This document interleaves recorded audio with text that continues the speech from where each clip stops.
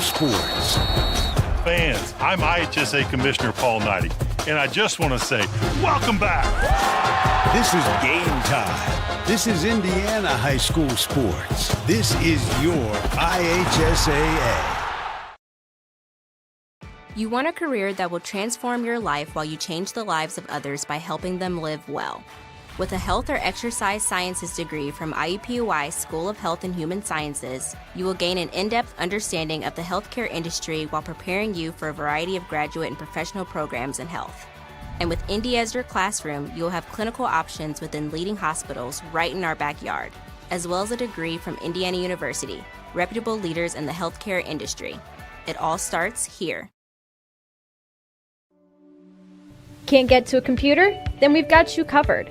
Just go to the IndianaSRN app and stay up to date with all of your favorite teams. You can watch live coverage or relive the experience with our on-demand service.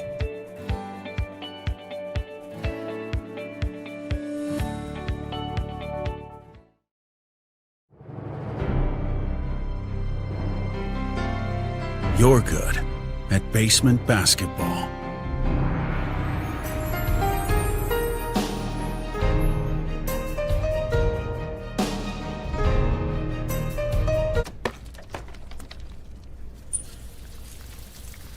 We're good at your insurance.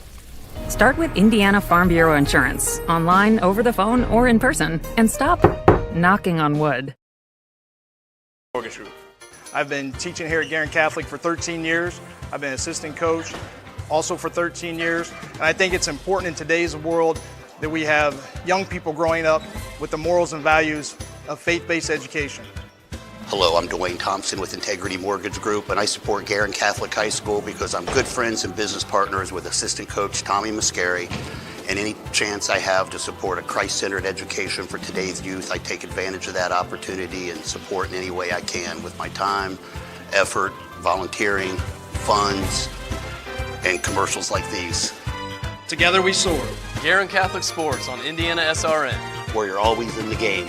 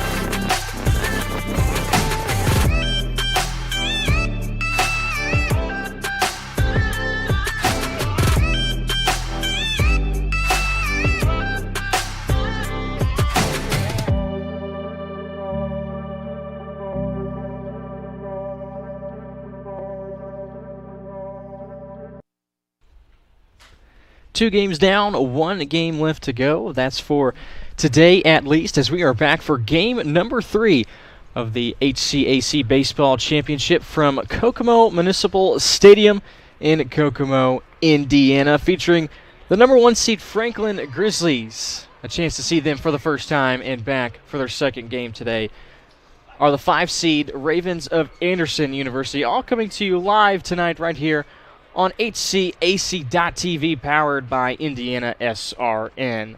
Tonight's broadcast is brought to you by the Morales Group, building better futures, one story at a time. Burtner Electric, serving greater Indianapolis and the surrounding counties. Piper Logistics, 3 services, 1 logistical solution. And by Reynolds Farm Equipment, your hometown farm equipment dealer. Back once again with my broadcast partner, James Andrews. I'm Jarrett Lewis. Thanks so much for tuning in, whether you are tuned in on the website, IndianaSRN.org, HCAC.TV, or on our YouTube channel. We thank you so much for stopping by and spending your night with us. We've already gotten a good look at Anderson, James. They were our very first game this afternoon, able to take care of business against Hanover, 6-2 of the final score there. And now our first look at the number 1 seed in the conference. 13-5 was their conference record this season, were the Grizzlies, and 28-12 overall. And we'll get to see finally what that number 1 seed means to them and just exactly why they earned that seed. But Anderson is no pushover. They were able to, for the first time this season, take care of Hanover after dropping the first 2 games to them earlier in this season. Yeah, we've talked all day long, Jarrett, about how all of these teams in this conference, are fairly even. Franklin is the 1 seed coming in at 13-5, but anybody can beat anybody on any given day. And that's what we're starting to see today. And as for Anderson, we saw how potent that lineup is when we saw Tyler Smitherin, Jake Stank, and Stephen Vickery all go deep in that first game. And we also saw in our second game, Earlham used a couple of small ball plays as well as some sacrifice flies that gave them a victory over Rose Holman in our second game this afternoon. And now finally capping off the night tonight with Franklin and Anderson. The Ravens will be the away team on the scoreboard this afternoon. The Franklin Grizzlies earning that top spot in this HCAC. And one of the reasons for that are some terrific hitters that they have at their top of the lineup. First off, their leadoff man and their shortstop, A.J. Sanders, is 6th in the conference in batting average at .389. Not too far from him is the home run king right now in Logan Dimkovich from Franklin. He's going to bat 3rd and catch for the Grizzlies. Yeah, Franklin definitely has, just as tough as a lineup. Looking at their here, they have Logan Demkovich with an .821 slugging percentage, and if you combine that with his on-base percentage known as on-base plus slugging or OPS, he comes in just over 1,400, which would be Barry Bonds or even Babe Ruth level numbers if this were Major League Baseball. So you can certainly see how good he is. But then just about every single hitter from 1 through 7th in this lineup has an on-base percentage of over 400. And for the most part, that's, 460, 470, 480. This team, every single player on this team gets on base at a clip near 50%, which is just absurd and almost unheard of for an entire team to do. We saw some long balls also from the side of Anderson, including a second inning blast from Tyler Smitherman, and that's what really got Anderson going in their victory over Hanover, and they liked using that long ball to their advantage. Jake Stank also went yard, as did Stephen Vickery. 3 home runs.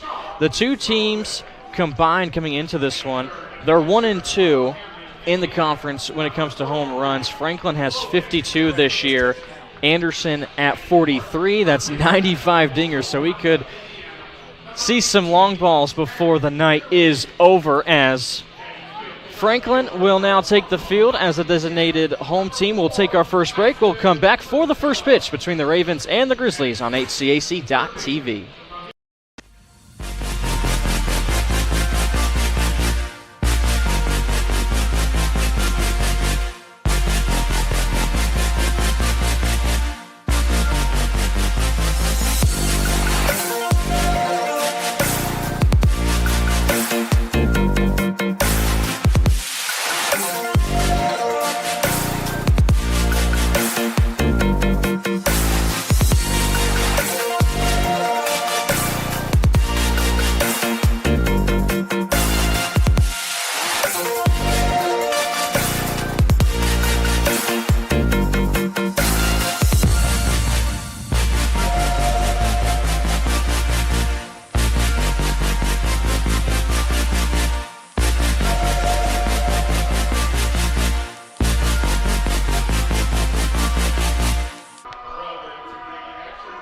Going to get our first look at the starting pitcher for tonight's contest for Franklin, Nick McClanahan.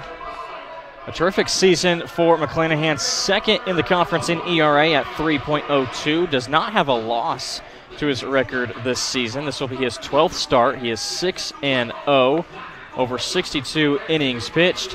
80 strikeouts, James. That's good for number 1 in the HCAC.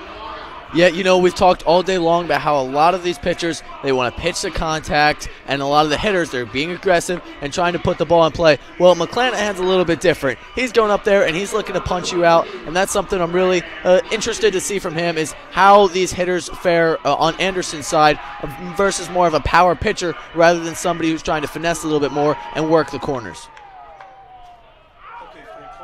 So McClanahan will deliver our first pitch tonight to the leadoff hitter. First pitch swinging to the shortstop.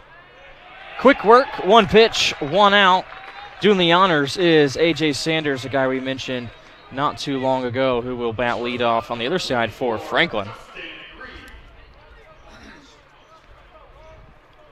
Clanahan now sees Justin Reed step into the box. Reed this season, a .363 hitter, and he's first pitch swinging as well. This one, though, is fouled off behind us, and he's down 0-1. Clearly they know what kind of stuff McClanahan has, and they want to go out and attack the first pitch. If they see a fastball from him early, they're going to be all over it like that. 3 pitches and 3 swings to contact. Again, it's Sanders. He nearly stumbles and falls, but is still able to make the grab for the second out.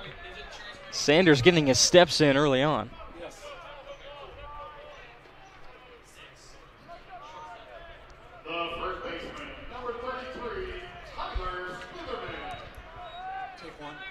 Now a different type of hitter stepping up to face McClanahan, Tyler Smitherman, who had that home run like we talked about in the previous game.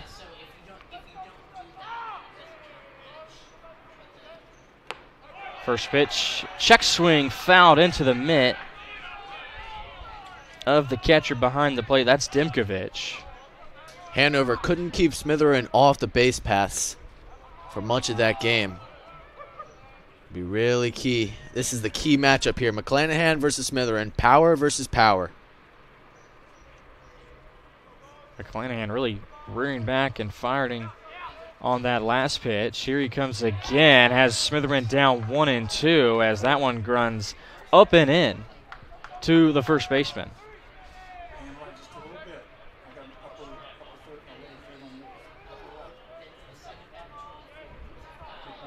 Smitherman was walked twice. Here's a long, loud foul ball down the left field line. One was the normal, regular 4-pitch balls that result in a walk, but he was also intentionally walked. And that lone hit was that home run. Here's the 1-2. Up, hits the top of the zone. Caught looking is Smitherman as McClanahan picks up his first strikeout. And the top of the order goes down in order. 3 up, 3 down. Now to the home half. We'll get our first look at the number 1 seed Franklin Grizzlies when we come back on HCAC.TV. This is the Frells family's land. When the sun comes out, the kids run and play right there. This used to be a shed. Now, it's where they get breakfast. This is more than just land. It's home. The Frells family runs with us on a John Deere 1 Series tractor. This land isn't the only thing that should live on for generations. Nothing runs like a Deere. Search John Deere 1 Series for more. Visit Reynolds Farm Equipment, your hometown John Deere dealer today at reynoldsfarmequipment.com. The pitcher this time around for Anderson is Landon Southern for the Ravens. This year, the freshman, this is his 9th appearance. His 8th start. Record of 3-1 this year. Over 30 innings pitched with 39 strikeouts and 18 walks. Casey Henderson started game 1 earlier today and almost went the distance. He had over 120 pitches, James, and just wasn't going to stop. And only 2 strikeouts to his credit. The man had a rubber arm. And that was one of the keys for Anderson, is being able to have Henderson go the distance for them. Now it saves all of their other arms, so now they're able to use everything they have against this number 1 Franklin team. If that other matchup against Hanover would have went a different way, and if they would have had to throw several people in that game, then now you would say they'd be a little bit more depleted, and they'd be in a much worse position against this huge hitting Franklin team. But they'll have all of their best guys rested and ready to go for tonight. I said Henderson had more than 120 pitches thrown. That's what he had entering the 9th inning. He finishes with 143 total pitches. 94 of those were for strikes. If we were giving out a defense or a pitching award, Henderson no doubt takes the cake for game 1 earlier today. That makes my arm hurt just watching him throw that many pitches. And so now we'll see what the freshman Southern is made of as he faces this Franklin lineup.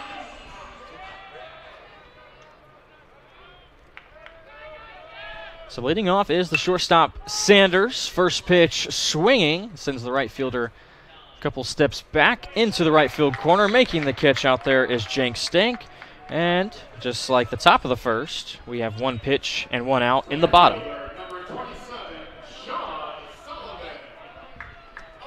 Continuing the theme all day long that we've had, just going after the first pitch and staying aggressive. Yeah, it hasn't just been one game. It's been all 3 games. It's been every team from all 3 games. These two teams met twice in the regular season, just like all conference opponents. A doubleheader at Grand Park in Westfield.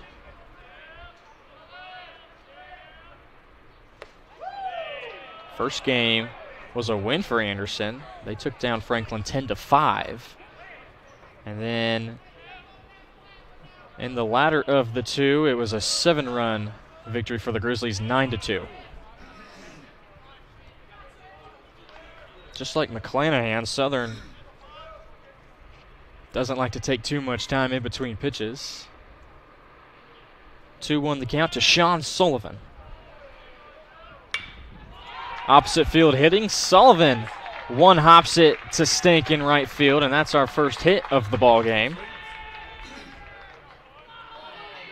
Great job of going the opposite field there, really pulling his hands inside the baseball and going inside out to get the early base hit.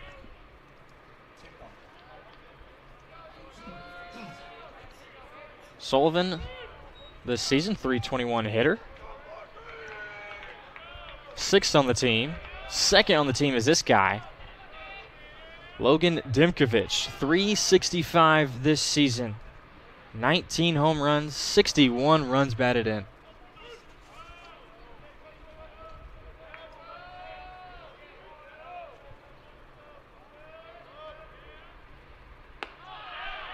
Off-speed pitch gets away from Southern, and it's up for a first pitch ball. Sullivan is a stealing threat. He's 2nd on the team in stolen bases with 22. Caught stealing only 3 times. Southern to the plate, swing and a miss from Dinkovich. Count evens at 1-1. And when I first saw that Franklin's, best hitter was their catcher and 3-hitter, Logan Demkovich, with all of those home runs, I expected him to be a little bit of a bigger guy, but he's only 6'1", 175. But that is 175 pounds of pure muscle. It sure is, and he looks a lot bigger from up here, but those dimensions that you just gave me are awfully surprising. We'll see what Southern brings on the 1-1. Another swing and a miss. They say a foul ball. Gets away from the catcher Downham, who we thought was questionable to finish off the first game. He took a bouncing ball up into the neck area. But he did finish off that first game against Hanover and made some crucial defensive plays to get that victory. Another foul ball by Dimkovich.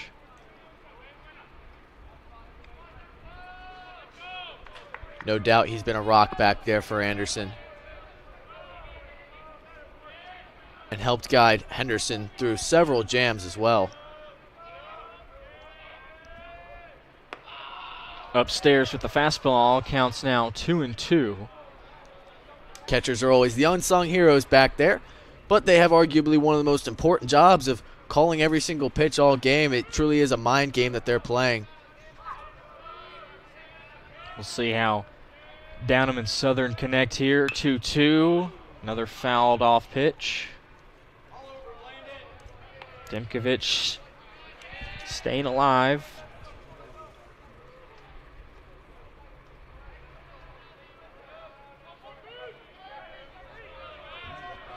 Southern comes sets again. Downham setting up outside.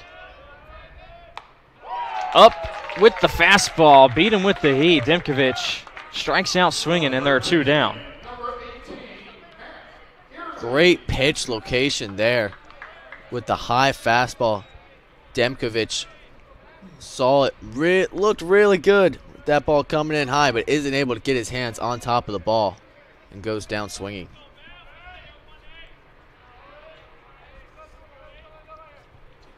So with 2 down, Sullivan still at first base. Matt Early up to the plate. First pitch, fastball well outside. Early, the first baseman, 331 on the season. 6 long balls and 42 ribbies. Runner goes, hit and run into the gap. It's going to be down. Scoring easily from first is Sullivan, and Early will have a stand-up double. Grizzlies strike first in the bottom half of inning number 1. Great coaching move here to send Sullivan from first base, which allows him to easily score with 2 down. Huge 2-out double picked up that time by Matt Early. Early's 14th double this season. And both of Franklin's hits here have gone to the opposite field. Now for the first time we see a lefty hitter going against the righty throwing Southern. It's Tyson Limpscomb, the left fielder.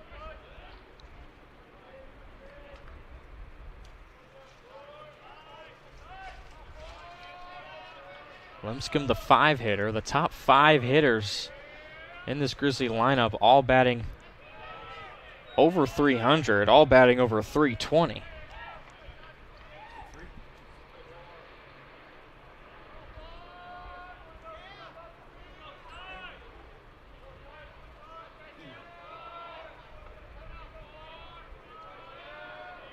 Open the count is Linscomb. 2 balls, no strikes.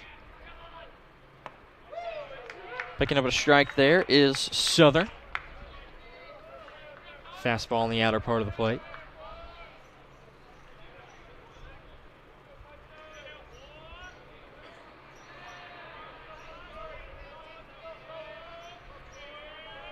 And back to the plate with the 2-1.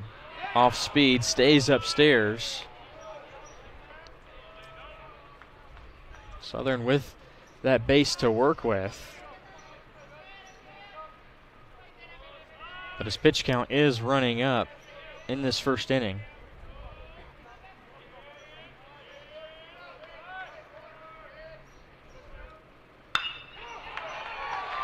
That ball is down into right field. Coming in to score from second, they cut off the throw. It wouldn't have got there in time. Early scores. RBI single picked up for Tyson Linscomb, and it's a 2-0 Grizzlies lead.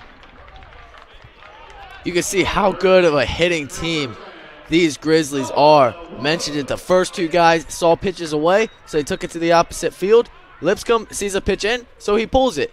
There's just not much you can do. Southern is trying to work both sides of the plate, and so far he's been able to keep the ball out from in the middle, but even as he's working the edges, these Grizzlies are still just taking it for base hits.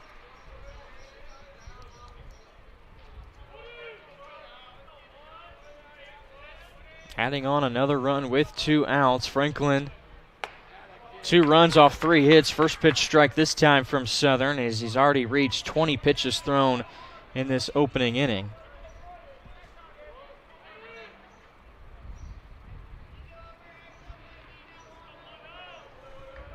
Southern's ERA at 6.6. Nice block behind the plate by Downham.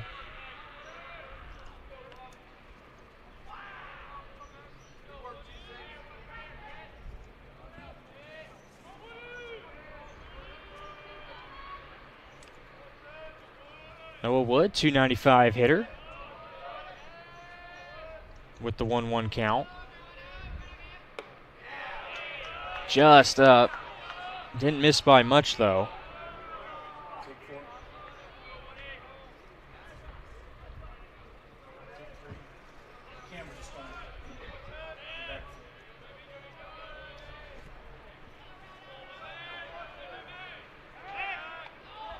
Quick move by Southern over to first. Limscomb is a guy to watch out for. 11 stolen base attempts this year.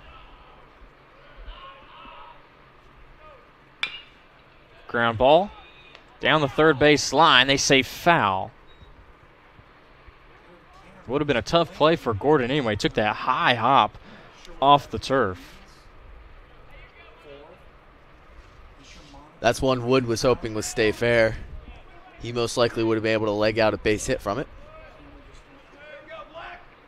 And Wood's got some speed too. All these guys in the Franklin lineup very good in the stolen base category. Wood is 13 of 17 whenever he attempts to swipe second. 2-2 count with 2 outs. Outside, count runs full. Limscomb will be taken off on the pitch.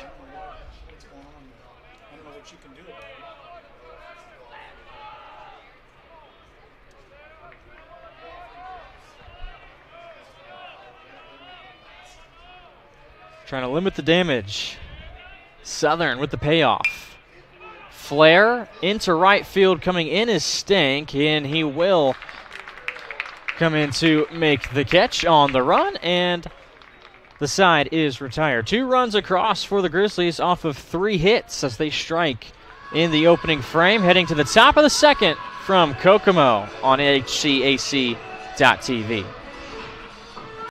Entrepreneurs are often the hardest working, most beloved, and inspirational people on the planet. People who lead with heart and are fueled by passion. People like Randy, who found time while running his restaurants to put 3 adopted kids through college. Like Rebecca, who switched careers as an architect to achieve her dream of opening a music venue. And Mia, who turned an after-school hobby into an online floral empire. Entrepreneurs put the time in, lead by example, spark ideas, and impact communities, all while shaping the financial future of their families. Nearly 1 million entrepreneurs trust Heartland to provide the technology to make money, move money, manage employees, and engage customers. Because we're entrepreneurs, we're people, and we get it. Nick McClanahan back out onto the bump to start inning number 2. He'll have hitters 4, 5, and 6 after a 3 up, 3 down opening inning. Jed Downham, the catcher, will step in first for the Ravens. Hitting from the left side. Downham in the earlier game today, 4 at-bats, did not reach base. One of only 2 guys to not pick up a hit in the win against Hanover.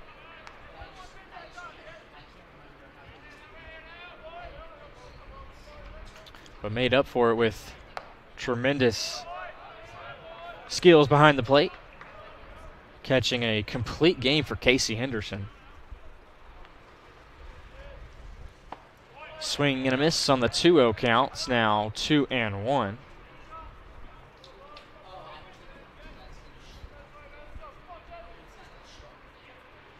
High leg kick from McClanahan, and he rears back and brings another fastball that beats the bat of Downham. And quick work, McClanahan already back to the plate. Swing and just gets a piece of it, does Downham.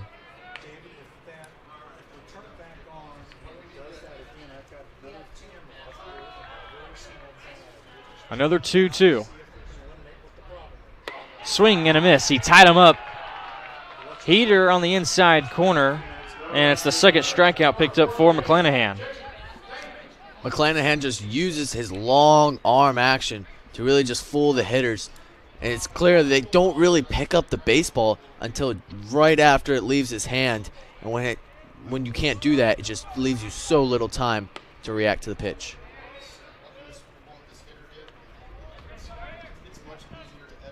Now, Rene Casas Jr. steps into the box. gets ahead 1-0, now 2-0.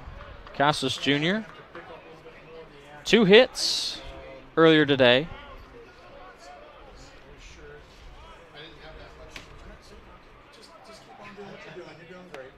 Outside corner, strike picked up for McClanahan. McClanahan looks like he sometimes brings in a different delivery. Watch his leg kick. Sometimes it's short and quick. Other times he tries to draw it out a little bit as he gets a swing and a miss from Casas Jr. He's really doing a lot to keep the hitters off balance up there. Goes upstairs and the count runs full.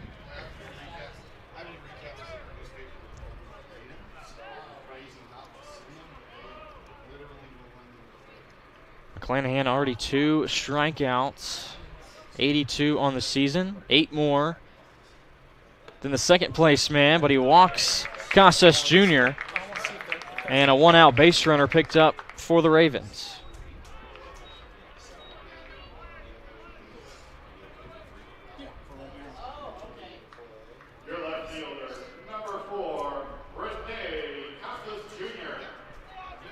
Well, I apologize. That whole time, that was Jake Stink up to bat for the Ravens. This, however, is Casas Jr. He steps in, the lefty hitter. Stink draws a walk. He had a pretty good game earlier today,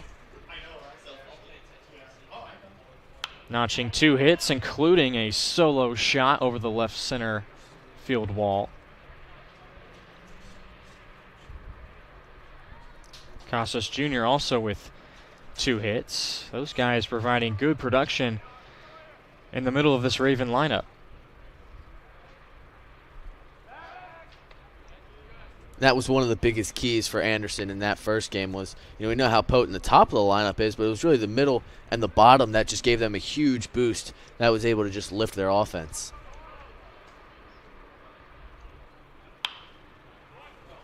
Fouled off. Opposite field, Casas Jr. now down 1-2.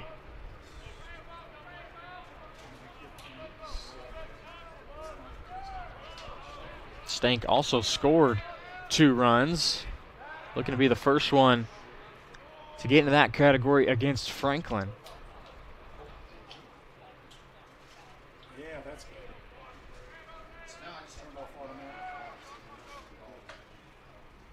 Runner goes, hit and run. Casas Jr. fouls this one off also.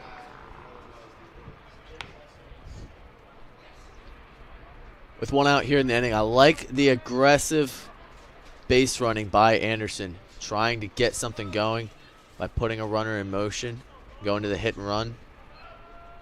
McClanahan brought a challenge pitch.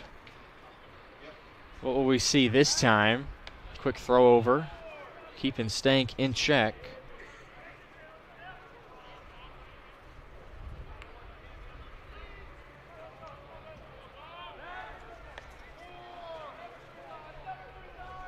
Real close eye on Stank. He's got a quick move over to first base. Something for Anderson to note. They don't want to get too far off that base. To the plate this time, McClanahan. Off-speed pitch catches the outside corner. Strikeout looking. Casas Jr. goes down. And that's the 3rd punch-out picked up for McClanahan. The 2nd strikeout that's been looking, and this time it came on that breaking ball. Just bent right back into the zone. A beautiful pitch from McClanahan that froze Casas. Another quick throw over as the designated hitter comes in, Brady Reed. This lineup is full of Reeds. You have Reedy, who leads off, plays center. Justin Reed is the shortstop and bats second. And then towards the bottom of the order right now up is Brady Reed. And then the second baseman for Franklin is Colby Reed. So we'll try to keep all these guys straight. Flare shot right in front of the left fielder. That's a single for Brady Reed. Runners move up the base. First and second now for the second baseman, Stephen Vickery.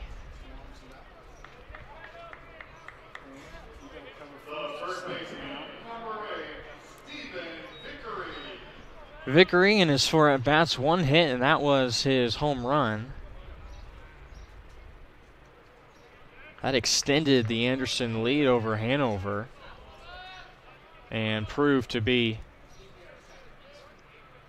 just enough to keep that lead and win that ball game.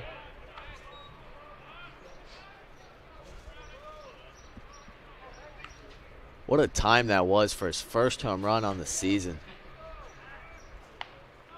Trying to catch Stank out at second. I think we saw a move like that in each of our previous 2 games, and a couple of times it didn't work out. We saw a ball head into center field and runners advancing up a base. We did, but that looked like a better executed move because before McClanahan even turned to go to second base, you saw the second baseman charging in. So that could have been a called pickoff from the catcher where everybody was on the same page of what was going to happen. McClanahan gets even in the count now at 1-1. McClanahan from Union, Kentucky. One of just a few kids from outside the state of Indiana. 3 to be exact on this Franklin roster.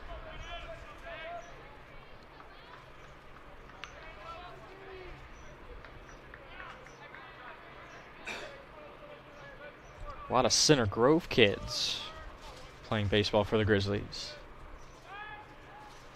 McClanahan into the gap between short and third. They're going to wave around Stink. The throw to the plate, and he's out by a mile. What a dot from Tyson Linscomb, the left fielder, as he guns down Jake Stink at the plate. A beautiful throw by Lipscomb, right on the money. A one-hopper that Demkovich is easily able to grab and just apply the tag for the 3rd out in the inning. So Anderson gets 2 hits that time, but nothing to show for it. They still trail by a score of 2-0 as we head to the bottom of the 2nd. Grizzlies coming up to bat.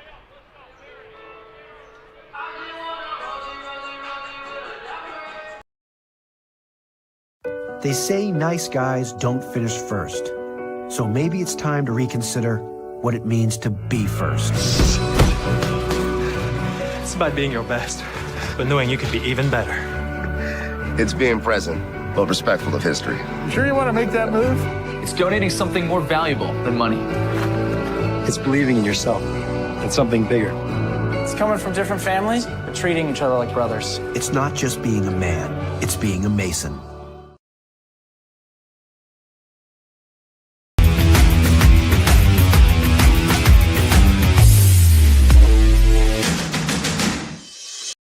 We encourage you to subscribe to our YouTube channel, IndianaSRN. Hit the bell to get notifications for upcoming games and more. Watch as many games as you want, as many times as you want. Bottom of the order due up for Franklin, as we'll see 7, 8, and 9. I want to remind you this broadcast is copyrighted by IndianaSRN and the Heartland Collegiate Athletic Conference for the private use of our audience. The use of pictures, video, and audio without the express written permission of the HCAC is prohibited. First pitch strike thrown by Landon Southern. That is high school ball at Clinton Prairie High School in Lafayette, Indiana. Off-speed pitch, stays up.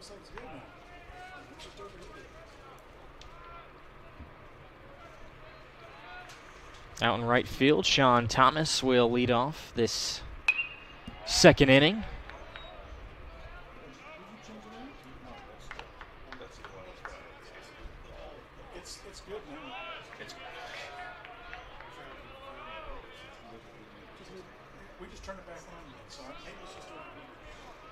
Here's the 1-2 to Thomas.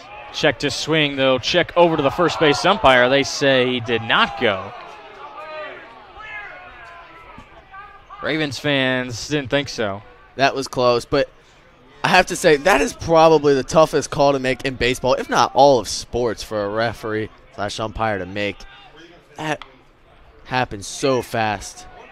Another off-speed pitch. He hits it off the end of the bat. It's a slow roller to the first baseman, Smitherman, and that's the 1st out of the 2nd inning.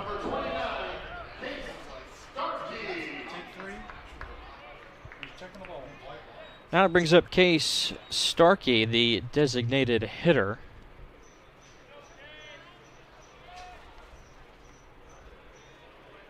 Senior lefty hitter. Brownsburg High School.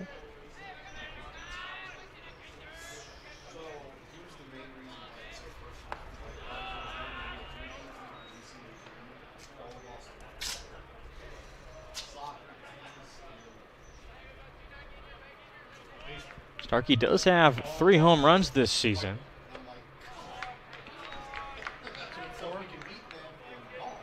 Everybody in the starting lineup with at least 1 home run. That's on both sides, Anderson and Franklin. Goes to show the power these two teams have. And that's why they are 1 and 2 in the HCAC in team home runs.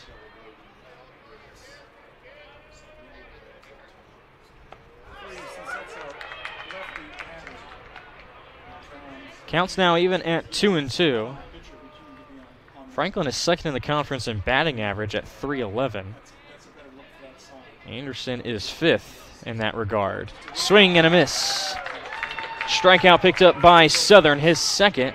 Both of them been swinging as Starkey goes down on strikes. A great breaking ball. That one, just the bottom fell out of it. That one even almost looked like a drop ball, just some sort of just slow breaking ball out of the hand of Southern. Really just no shot for Starkey to be able to stay back on it. Much better start to this inning for Southern as he sat down the first 2 guys and now faces the number 9 hitter in Colby Reed. Fastball misses down low. 2-0 to the second baseman.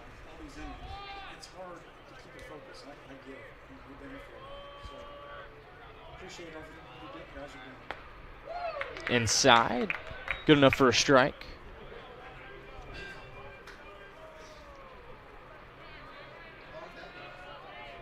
Southern, his opponent batting average is at .262 this year, which doesn't best McClanahan's at .234.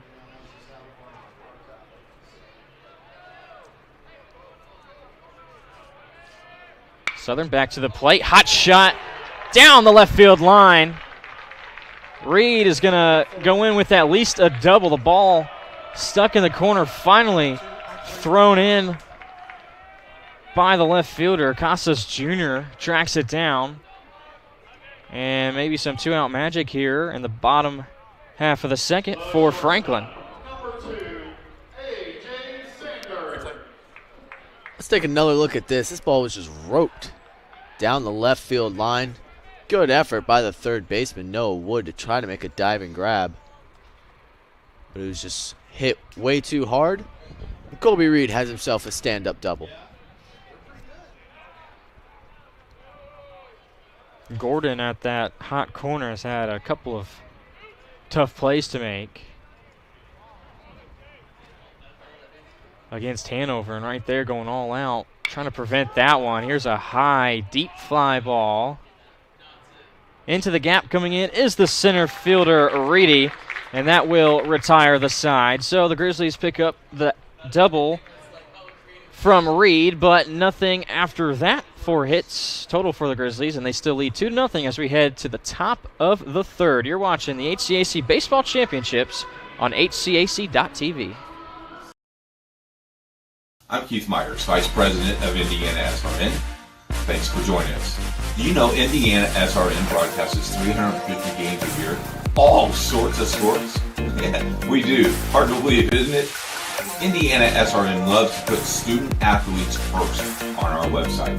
If you're a business out there, we probably could help you too.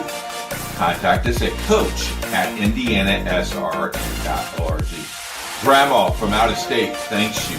Mom and Dad who can't get to the game thanks you as well. In fact, our athletes watch the games over and over again.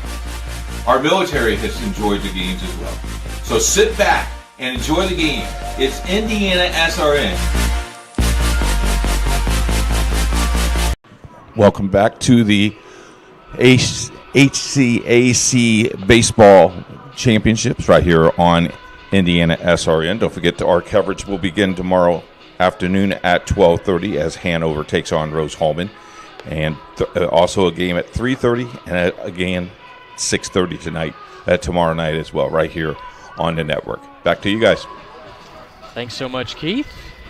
By the way, they're out of popcorn at the concession stand. Keith says they're also out of popcorn at the concession stand. Well, you always seem to find your way. They better get some before tomorrow. We might not be back. If there's no popcorn, you'll find something though. But hey, I tell you what, you don't need popcorn. They're feeding us pretty well up here in Kokomo. Tremendous spread. The entire conference has just been always so good about taking care of us and supplying us with whatever we need, whether it's information, printing off stuff for us, giving us correct links so we can look up stats and information. And then also the food, of course. Here's a long fly ball into the left field corner. It's got enough, and it's out of here. Connor Gordon, the third baseman, plays long ball, and the first run picked up for the Ravens just inside the foul pole down the left field line. The 9-hitter getting in on the action for this Anderson Ravens team, taking that pitch and sending it a long way out to left field again in that power alley that the ball has just traveled so well out there today. Yeah, every home run we have seen since game 1 to game 3 now has been towards left field. Gordon picks up his third dinger on the season and RBI number 22.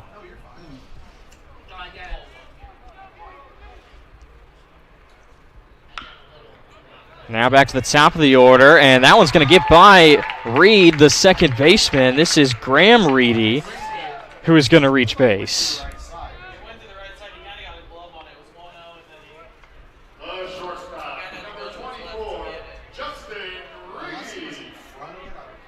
McClanahan this season, that's just his 6th home run given up.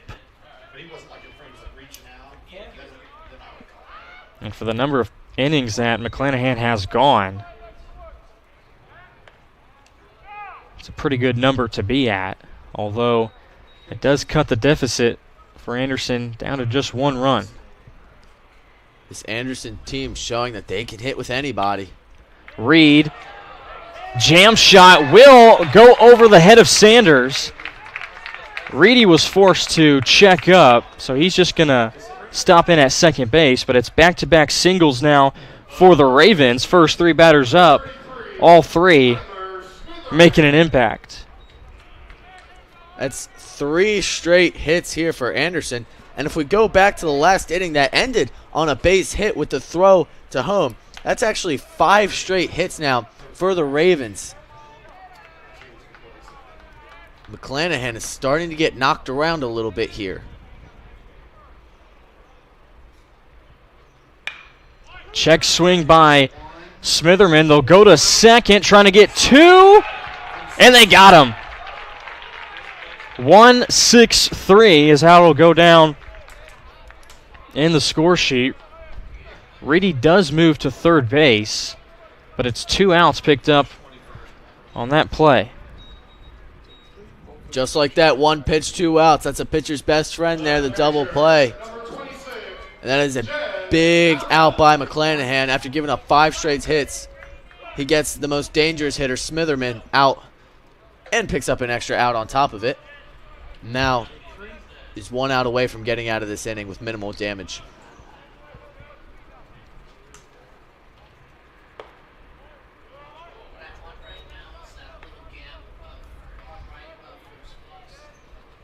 Still a chance to tie this puppy up as Jed Downham steps back in, looking for his first hit today. Struck out in the second.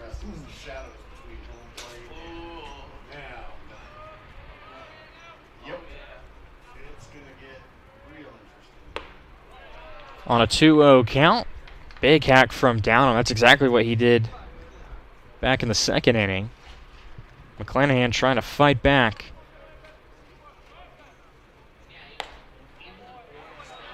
Outside now, 3-1. Downham's been struggling a little bit at the plate recently, but he wouldn't be hitting in this 4-hole for this Anderson team if they didn't believe in his bat.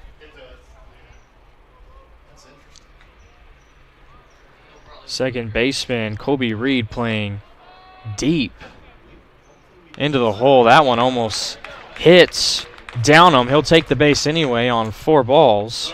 So now runners at the corners for the right fielder, Jake Stank.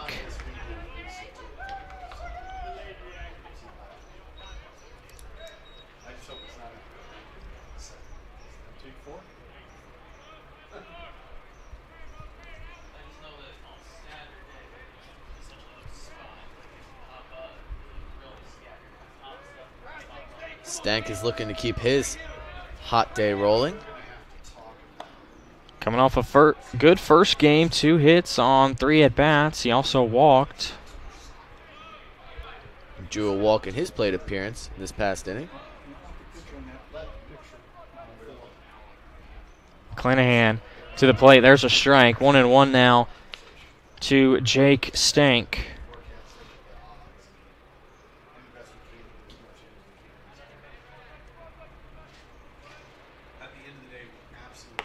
Swing and a miss on the outside corner. Stank couldn't get around to it.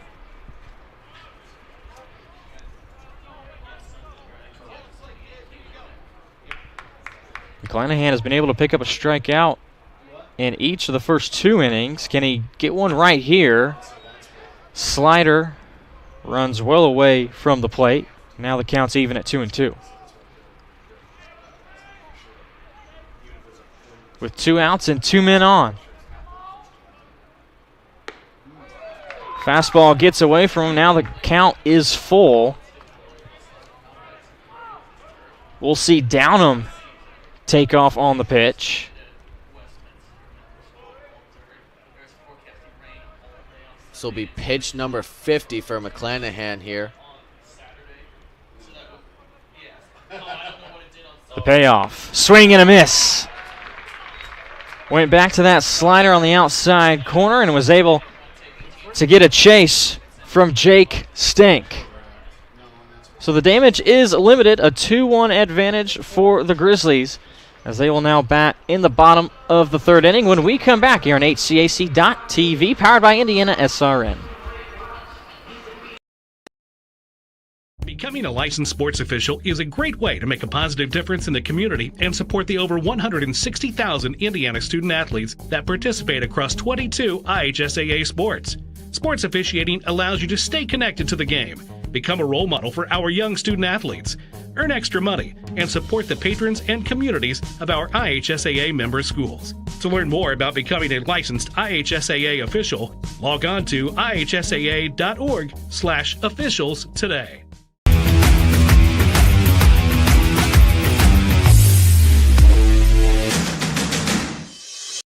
We encourage you to follow us on Twitter at IndianaSRN. Find upcoming games, video highlights, and much more. Follow us now at IndianaSRN. Some shadows starting to develop here over Kokomo Municipal Stadium. As we head to the bottom of the 3rd, the home team Grizzlies due up to bat. Let's send it back over to the most wonderful man in the world, Keith Myers, with a very special member of the HCAC, the Assistant Commissioner, Stacy Ledoux. Are you saying that because the shadows, it's my fault that I'm in the shadow? Is that what you're saying? Or I don't know what I'm saying right there. Okay. Stacy Ledoux is with us, Assistant Commissioner of the Heartland. Pretty good day, huh? Not a bad day at all. We couldn't have asked for better weather. Well, you asked the weatherman, and he delivered. Tell people what time gates open tomorrow, all those things, make sure they bring sunscreen and all those things. Yes, the sun will be shining again tomorrow. Game 1 is at 12:30, so we'll have the gates open at 11. Fans are welcome to bring in food. The city of Kokomo is doing a great job. We've got food trucks outside, all kinds of great things going on here, great atmosphere. Games at 12:30, 3:30, and 6:30 tomorrow. This is the last tournament you have for the year, is that correct? That's correct. Last weekend we had 4 tournaments, or 4 championships, and this is the last trophy we get to hand out of 21-22, so we're excited. You're excited because it's almost over? Is that it? Or are you excited because it's baseball? Well, it's been a long couple of years with COVID, but this has been our first real normal year in a long time, so it's exciting to do it right. Also nice to have fans back in the stands and really well attended tonight. Yeah, we've had a lot of people, not only from the HCAC contingency, but the city of Kokomo again. We've got fans down there from the city and all over the state, so it's been a great atmosphere.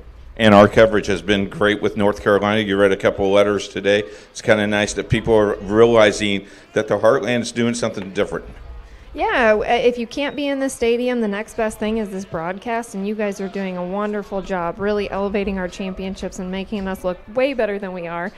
So we love seeing people tuning in from all over the country. These kids, these student athletes have family all over the country, and they get to watch basically the best thing. It's like being in the stands. Well, the looks, you have the looks. Jay May, well, we'll just take it back up to you guys. Thank you, Keith. As always, tremendous interviews with some important people that are able to get these types of things rolling. The tournaments they had last week, boy, and the great weather we're having, this does feel like a more relaxing situation, a good way to end off the season in the Heartland Conference.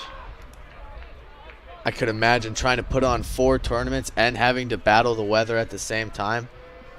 Must be much more relaxing for them to just sit back and just watch all the action in one location this weekend. Sean Sullivan went down looking on strikes there. Yeah, you may have saw Southern picked up his 3rd strikeout. Able to sit down Sullivan, and now it's Demkovich who comes back up after striking out in his first plate appearance. Just outside, 3-1 the count. To the conference's best hitter as far as home runs are concerned. Hot shot down the line, just foul left of the third base bag. Demkovich 3rd in slugging, 1st in home runs and RBIs. Able to fight that one off. Stay alive with a full count.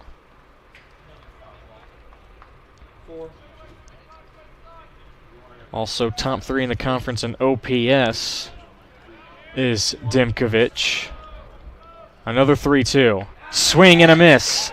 Second time we've written a K next to Demkovich's name. 4th one of its kind for Landon Southern. It looks like he's just trying to do too much at the plate right now. Taking a couple of big hacks, trying to send one over the fence. You got to make contact first. A chance to strike out the side for Southern as Matt Early steps in. He scored back in the 1st inning after hitting a double.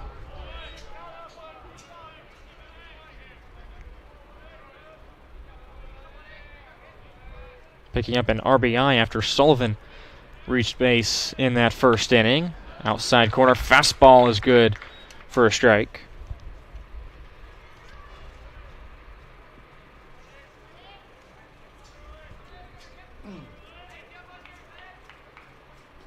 Going back to the outside, but this one's skipping in.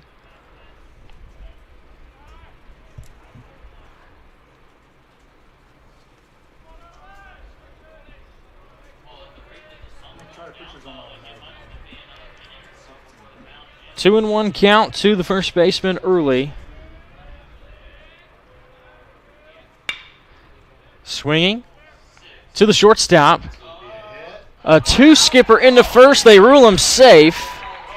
Nearly a terrific play made that time by Justin Reed. Throwing off of his back foot, the speed of Early earns him an infield single. It's a tough play for the shortstop Reed to field that chopper going deep into the hole. Did the best that he could. But Matt Early, hustling out of the box, was able to beat that one out.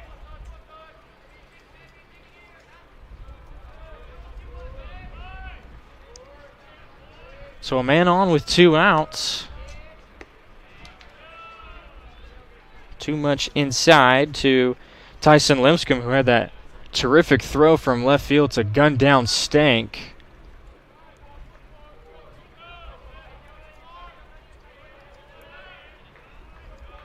That was in the previous inning. Getting ahead is Limscomb, up 2-0.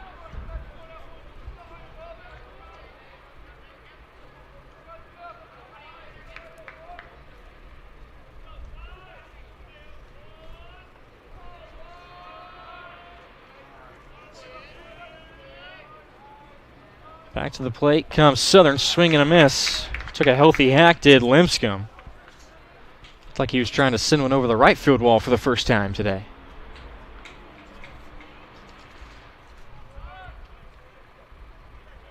That's the kind of hack you want to take when you're up 2-0 in the count. Now he can shorten up here a little bit. Try to get a base hit.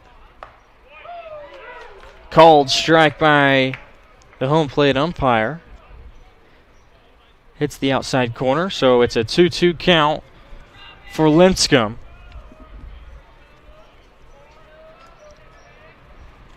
Early with some decent speed. Gets a lead from first. Fouled off. There's a swing and a miss, they rule it. No foul ball indicated. You saw Dunham go straight back to the net as he thought it was off of him, and now the umpires are going to converse. Coach Baird thinks it was a foul ball. I'm not sure if anybody is quite sure of whether or not that was a foul ball.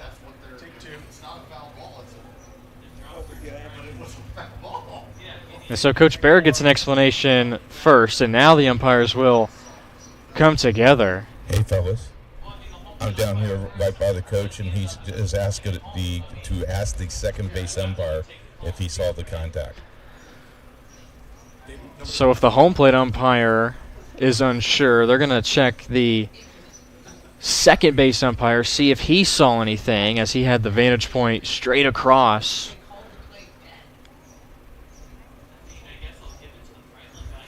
While we have this time, I just want to let you know, Ed from the Jackrabbits, he's a volunteer usher. He's been here all day. He said this is the best baseball he's seen all day, this game right here.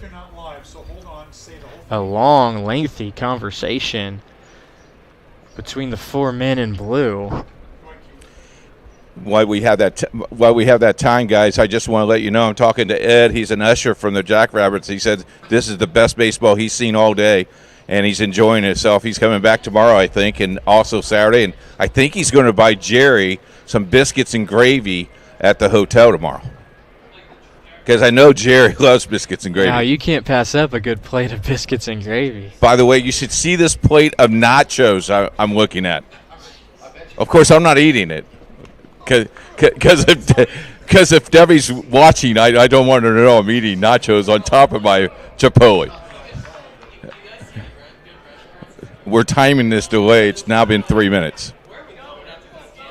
I'm not really sure what there is to talk about here if you're the umpires. I mean, well, the you interesting either thing is, saw what too, happened or you didn't. That's right. And the interesting thing, too, is the hitter of Franklin, which was Limscomb, immediately took off after the swing and miss, and as did the catcher for Anderson and Downham. Those two guys seemed like they were immediately reacting to what was happening, and that was that Limscomb missed it entirely, and it went off the mitt or the catcher's helmet of Downham. And the ruling is going to stick. It's a passed ball on the drop third strike, and now there are runners at first and second for the Grizzlies. That'll bring up Noah Wood. And I wonder if potentially Downham just lost the ball in the shadows with, as you can see, there's still a little bit of sun out there on the pitcher's mound. And the rest is pretty much covered now with the shadows.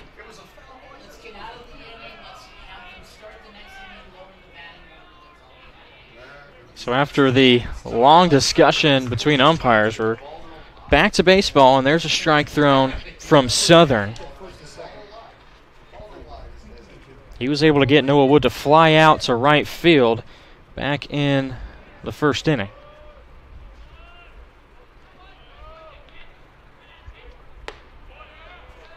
This time, fastball outside, 1-1.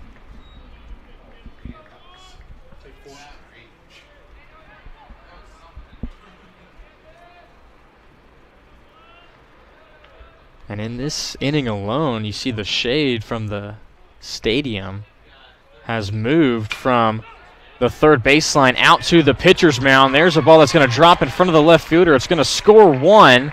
Throw into third is going to allow Wood to get into second base.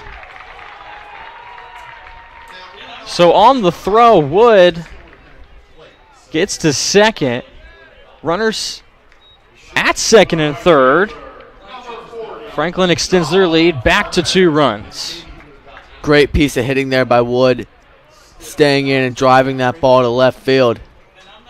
And if you're Costas Jr. out there in left field, that's why you want to just throw it through your cutoff and allow your cutoff man to just catch that one and hold the runner over there at first.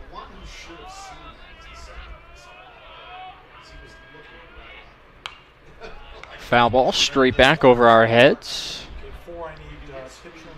Sean Thomas. The right fielder is now in. Boy, it was a good start to this inning for Southern. Struck out the first 2 batters he faced, but a single from early, and that dropped third strike when Limpscomb was up. Has a run in for Franklin and 2 guys on base at the moment.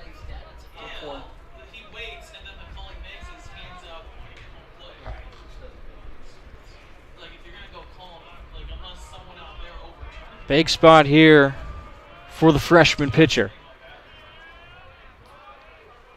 Southern wheels and deals. Here's a ball that gets, this time it's fouled off. That was nearly identical to what we saw in the drop third strike situation.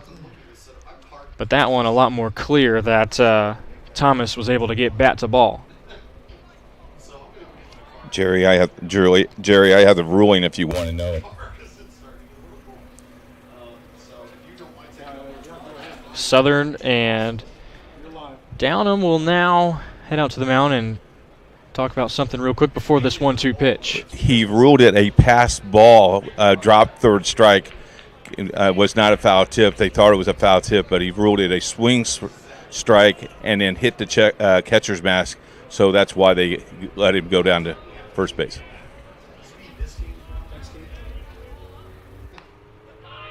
Dribbler off the bat of Thomas, and we'll do the 1-2 again. So, yeah, that's kind of exactly what we thought from up here, our vantage point. A rough day for Downham, taking the hit off the throat earlier and taking that ball off the mask. He's going to be sore tonight when they get back to the hotel.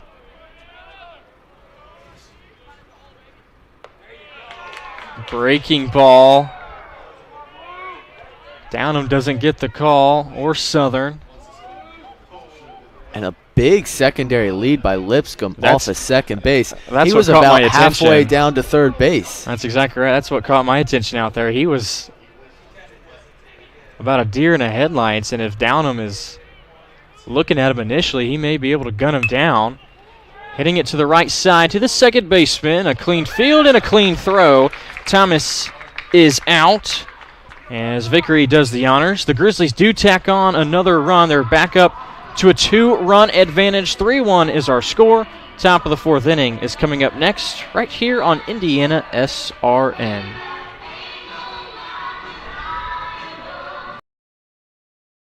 Becoming a licensed sports official is a great way to make a positive difference in the community and support the over 160,000 Indiana student athletes that participate across 22 IHSAA sports.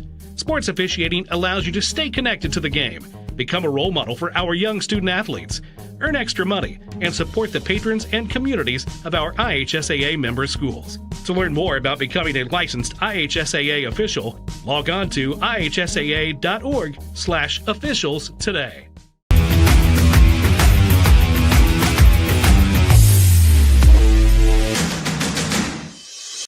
We encourage you to follow us on Twitter at IndianaSRN. Find upcoming games, video highlights, and much more. Follow us now at IndianaSRN. James Andrews and Jarrett Lewis with you here from Kokomo Municipal Stadium. North Side drive from Indianapolis. A couple of teams have made that drive, including the Franklin Grizzlies and Anderson University. Grizzlies trying to sweep this series and win all 3 games between these two teams. And that's if they don't end up facing off with each other later on in this tournament. We'll see how that plays out when we have 3 games for you tomorrow and then 2 games for you also on the network on Saturday.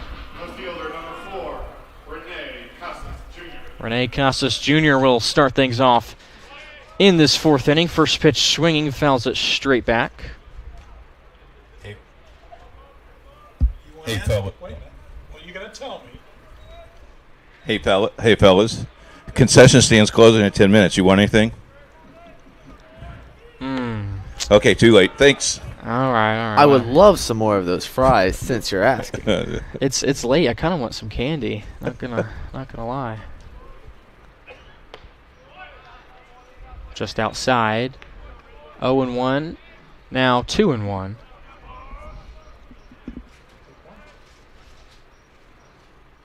Casas Jr. fouls this one off.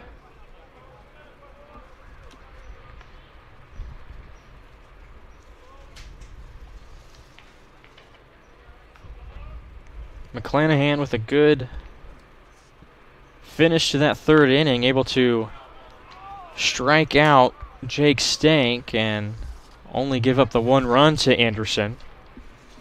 He struck out Casas Jr. back in the 2nd. And that ball hit off of Casas Jr. in the batter's box. So he'll stay right there for the 2-2 count.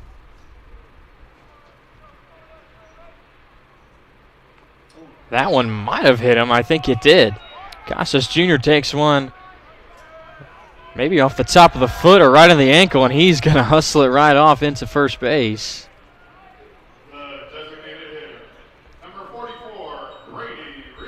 Now we'll take a couple more steps and try to walk it off. That's a tough one when you get hit in the leg like that. It just takes the bottom of your body out from underneath you. You can see him grimacing there on first base. He's going to try to stay in the game and tough it out. Certainly not a fun one. Casas Jr. did exit in the 7th inning against Hanover, and Colin Bear came in for him. Played the final 2 innings in left field. Casas Jr. will stay in. And an early base runner for the Ravens to start the 4th.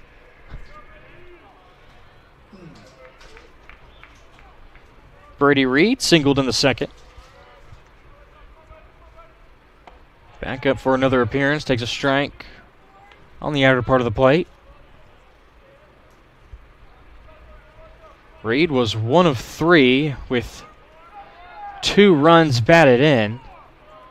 One of those a sacrifice fly. He shows bunt here, takes a stab at it, but comes up empty. Keeps the infield on their toes there. Looked like everybody was back, not expecting a bunt.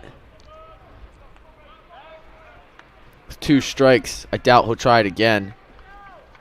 But it looks like they all took an extra step in just in case. Infield is still playing in their normal depth.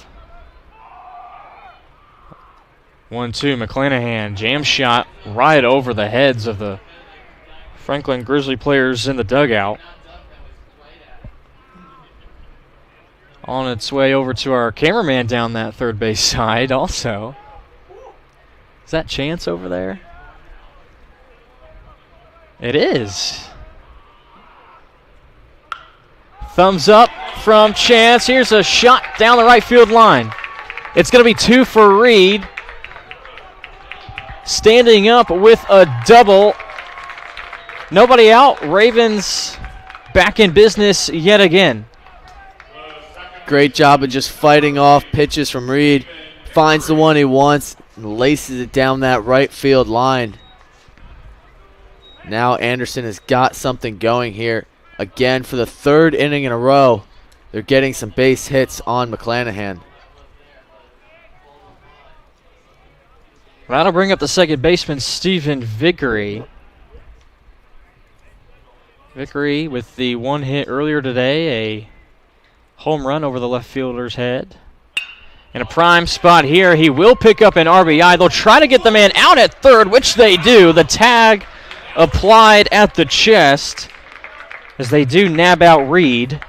It'll be an RBI fielder's choice for Stephen Vickery. Great job by the shortstop, A.J. Sanders, realizing that he had a potential play at third.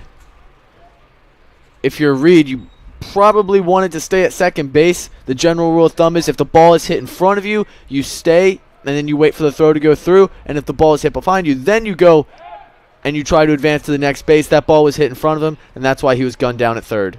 Heads up play there by the shortstop, Sanders. Just 1 out, however, and a man still on. Breaking ball is in there to the third baseman, Connor Gordon, who he hit a long shot in the previous inning.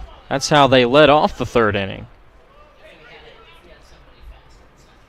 Ravens would have liked to pick up a little bit more as they saw 2 consecutive singles picked up at the top of the order with Reedy and Reed right after the Gordon home run.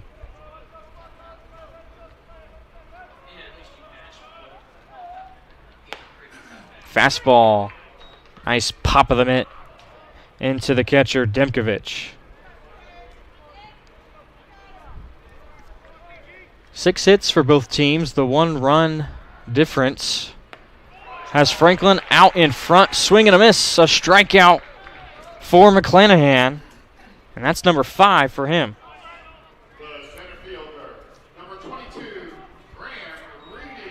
Good job of pitching as that looked like a breaking ball that started on the plate and just had good life to it. Gordon unable to make contact with it.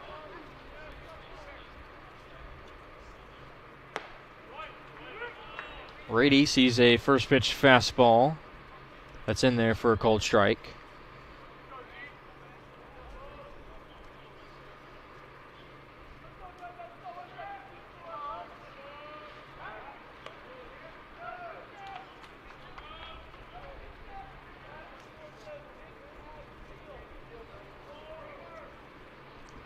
Vickery the one with the leadoff at first. McClanahan goes back to work against Reedy. Off-speed pitch doesn't find the zone.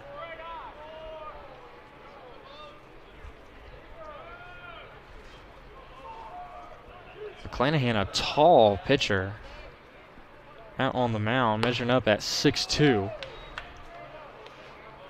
You mentioned those long arms earlier and how you can really see when he winds up, and also his legs.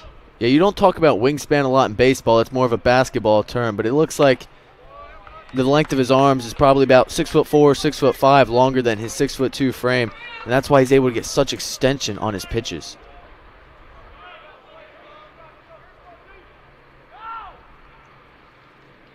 McClanahan loses Reedy. Started him off with a strike, but 4 consecutive balls. That'll move Vickery to second. Now runners at first and second for Justin Reed.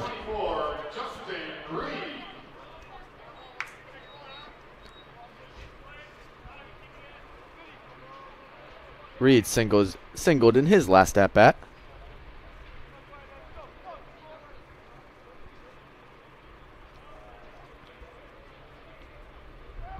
And Anderson has left multiple runners on in every inning since the first inning thus far. First pitch, big long swing from Reed. quickly down 0-1. Reed will try to change that trend. Anderson really working the pitch count of McClanahan. He's over 70 as we're in this top frame of the fourth. Sends a drive into this one. Left field. Couple steps back for the left fielder. That's Limscomb out there, and he makes the catch for the third out. So the side is retired, but Anderson does get one back. Franklin has led the whole way. They lead by 1. So we head to the home half of the fourth inning. This is the HCAC Baseball Championships on HCAC.tv. Bertner Electric Incorporated has been proudly serving our residential and commercial customers with quality electrical repair for over 33 years. We are fully licensed and insured in electrical wiring and electrician service packages. You'll receive a competitive assessment, whether you're a homeowner or a business owner, first-time or long-time customer. We offer free estimates for any new project. Call our licensed and experienced electricians today.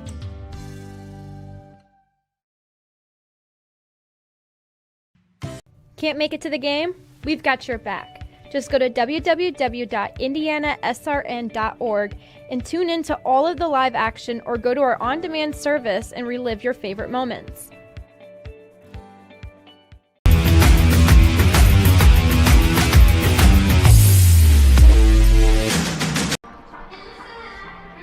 Landon Southern back out on the bump for some more work. His team trailing by just 1 run. He'll have the designated hitter, Case Starkey, up to bat first, who he struck out in the second inning. Along with James Andrews, I'm Jarrett Lewis. Thanks so much for tuning in. Make sure you, if you haven't yet already, subscribe to our YouTube channel. Hit that big red button. Hit that notification bell as well, and you'll always be notified of when we go live. You'll never miss any of the action, and what better time to do that? We have 3 more games for you tomorrow. The first one beginning at 12:30 with Hanover and Rolls-Holman matching things up in our first game. And then 2 games to follow right after that.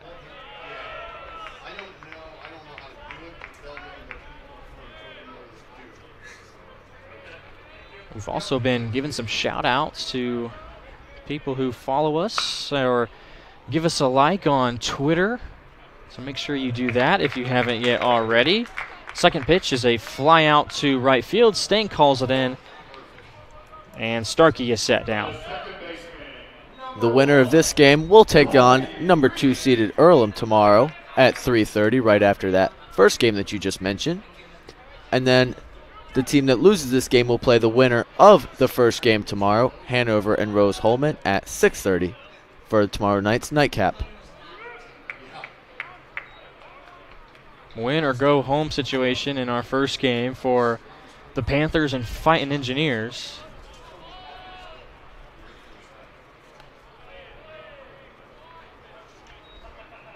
Slider skips into down and behind the plate. It's 1-1 to our new hitter, Colby Reed. The second baseman had a double down the left field line in inning number 2.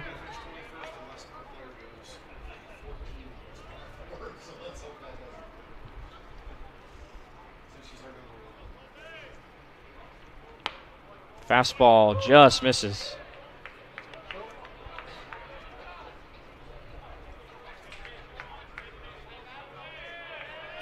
Looks like we've had a little bit of a tighter zone in this game than we did earlier. Exact spot. Southern misses it just a couple of inches, and it's a 1-out walk issued to Colby Reed. That's the first walk given up tonight by Southern.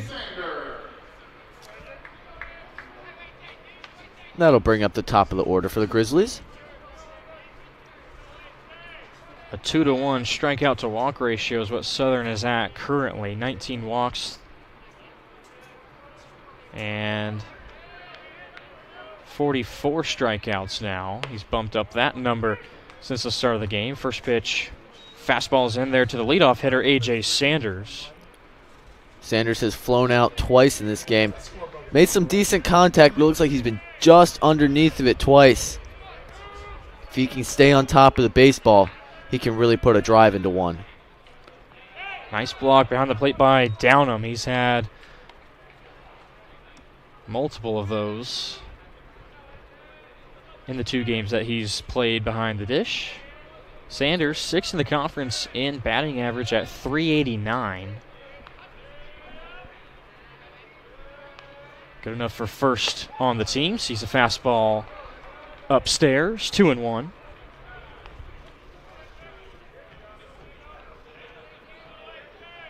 Sanders from Cascade High School. Just a sophomore, so more years ahead for the shortstop. Takes a fastball on the inside corner for strike 2.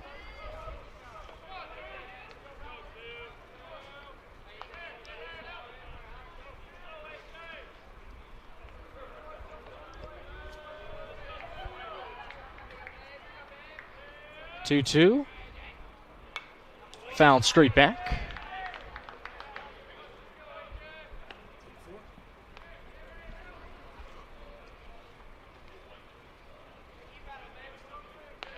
There is some action in the Anderson bullpen. As Southern, his pitch count has eclipsed 80 pitches in this 4th inning. Souvenir for someone to our right. Sanders staying alive at 2-2.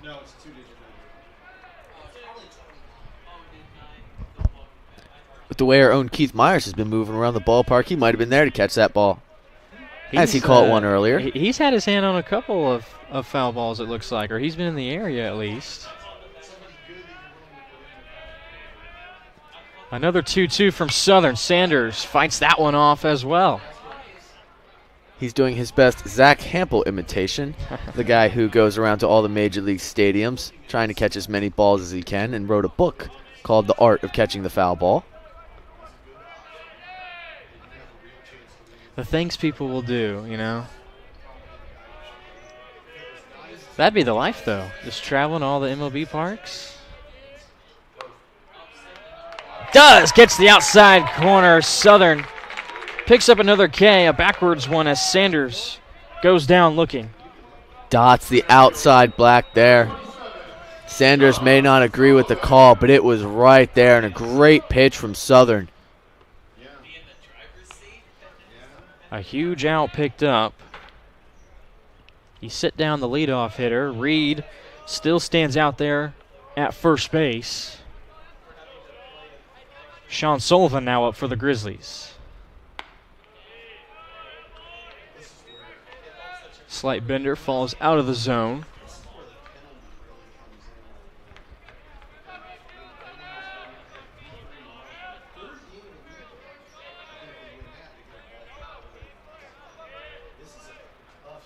Southern in the stretch, back to the plate. Dribbler rolls over, just foul.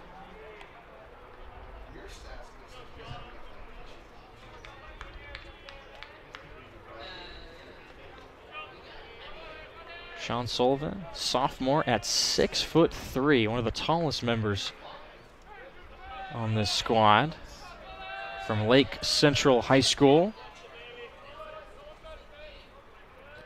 Franklin's basketball team needs any help, they can just look towards the baseball team. They have several, these guys. Franklin's, their basketball team wasn't too bad this year. Had a chance to see the conference championships in basketball, boys and girls, back in February.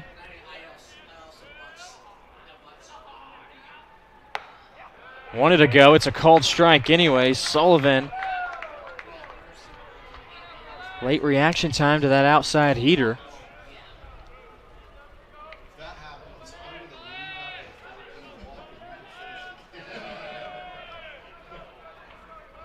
Big pitch coming up here for Southern. The 2-2. Low and away. Count runs full. Reed will be on the move.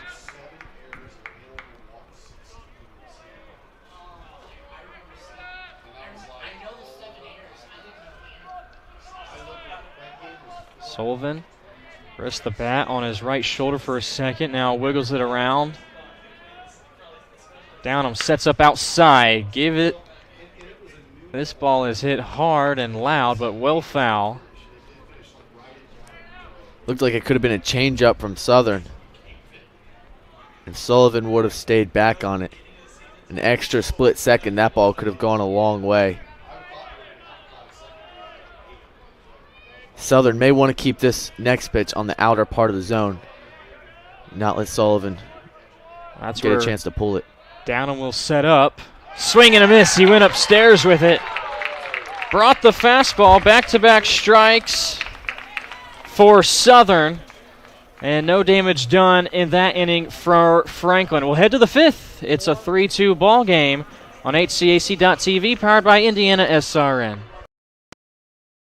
Burtner Electric Incorporated has been proudly serving our residential and commercial customers with quality electrical repair for over 33 years. We are fully licensed and insured in electrical wiring and electrician service packages. You'll receive a competitive assessment whether you're a homeowner or a business owner, first-time or long-time customer. We offer free estimates for any new project. Call our licensed and experienced electricians today.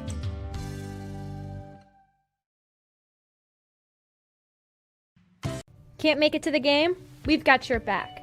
Just go to www.IndianaSRN.org and tune in to all of the live action, or go to our on-demand service and relive your favorite moments.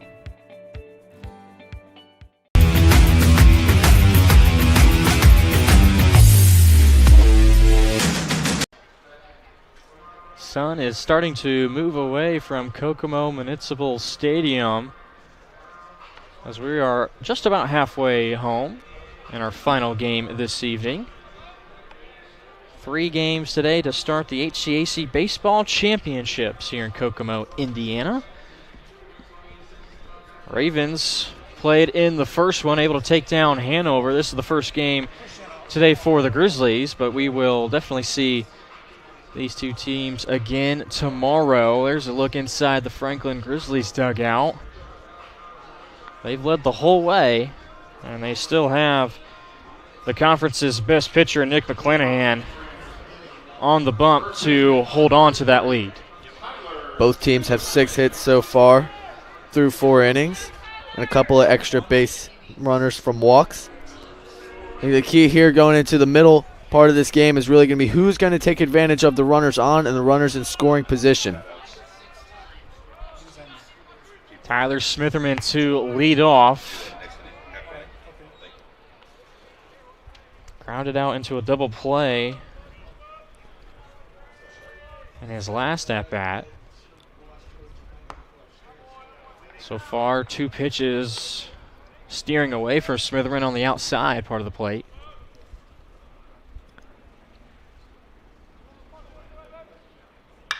This one catches a piece of the play, and it's a liner right at the right fielder on the run, making the catch over there for Franklin is Sean Thomas.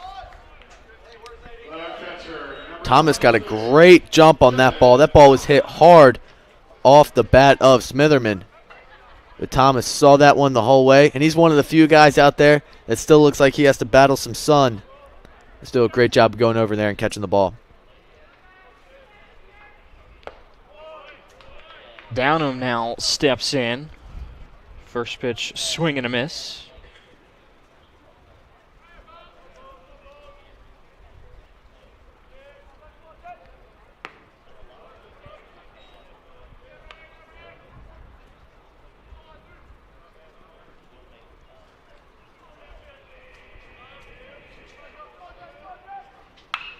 Downham. Towering fly ball going back that way to Thomas, the right fielder, and he makes the first 2 outs of the inning for Franklin. The right fielder, number 48, Jake Stank.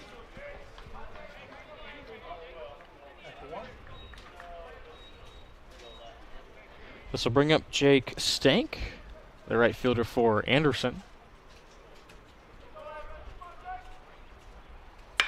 First pitch swinging, hits it off the end of the bat, and doing it all himself over there for Franklin is Matt Early, and a quick 3 up, 3 down for Nick McClanahan. Not too many pitches added to that pitch count.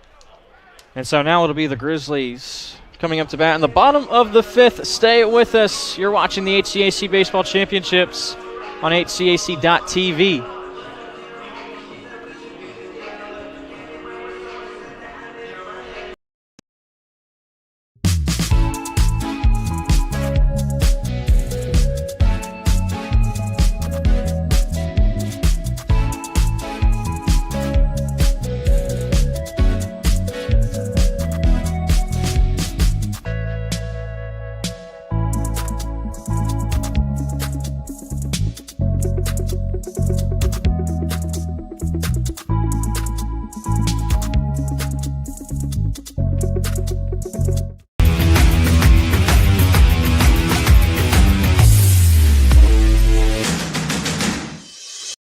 We encourage you to subscribe to our YouTube channel, IndianaSRN.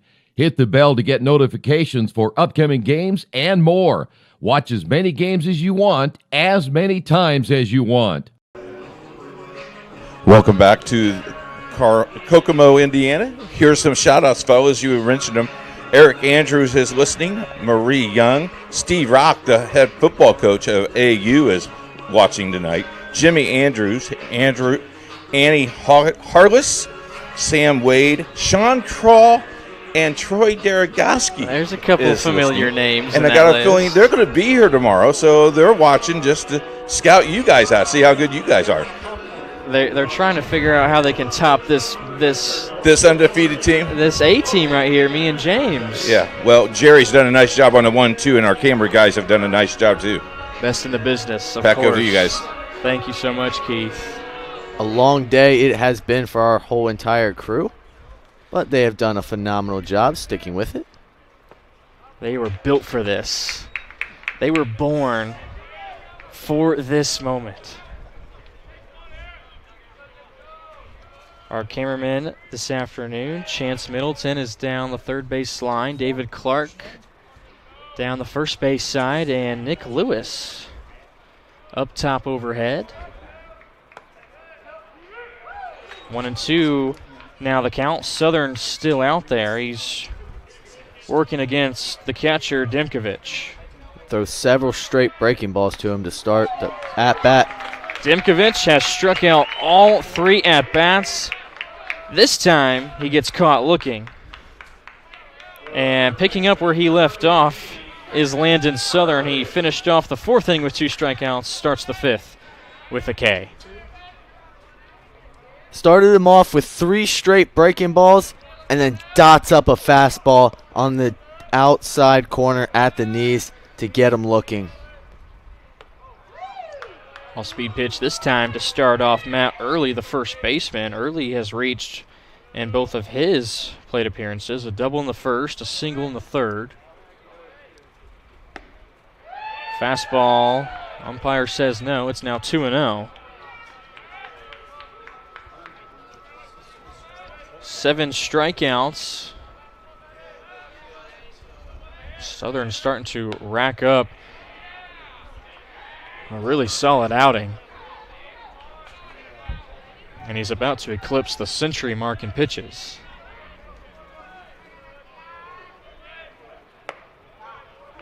The 3-0 pitch is in there.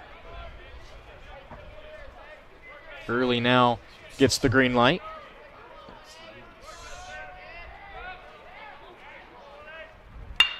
Swinging on 3-1 over to the second baseman. Vickery scoops it up, throws on to Smitherin for the second out. The left fielder, number 4, Tyson Limpcomb now steps in. First inning single for him, and then the third had that weird at-bat with the drop third strike ruling.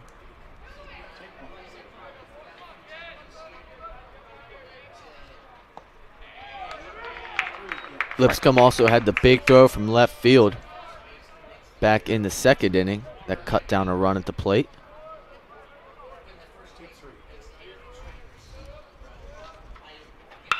Lipscomb puts a charge into this one.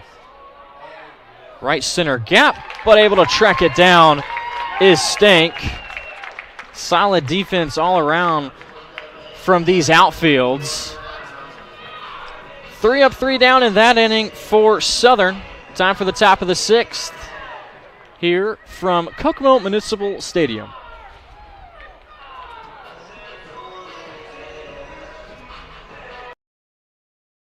Needing to hire someone to take care of your loved one when you're away? Maybe your family member just needs someone to talk to when you're not around. Why not contact Indiana licensed Serenity Care Services?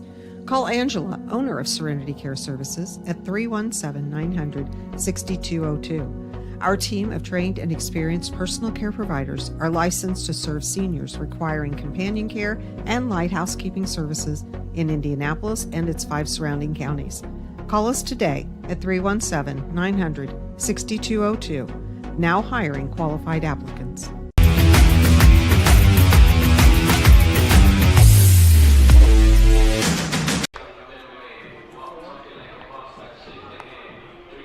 A couple of Ravens players getting warmed up in the bullpen, including a good buddy of mine, actually, Jose Olivo there, wearing number 15.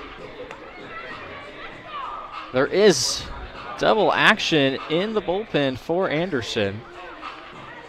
2 righties up in case Southern can't go in the bottom of the 6th.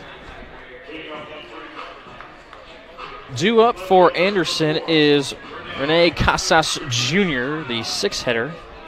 Southern finished that inning with 104 pitches. His day may be done. Settled in nicely to give up 3 earned runs and get 8 strikeouts over 5 innings of work if he does not return for the 6th.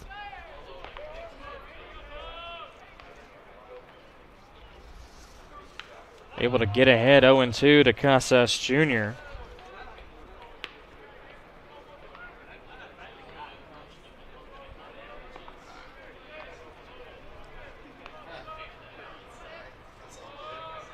McClanahan looking for an early punch out.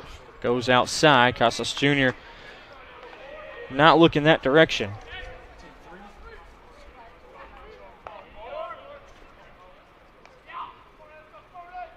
The 1-2 now.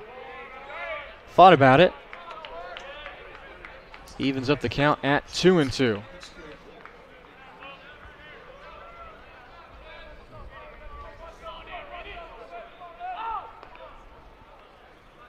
McClanahan rears back and loses Casas Jr. He's now run the count up full 3-2.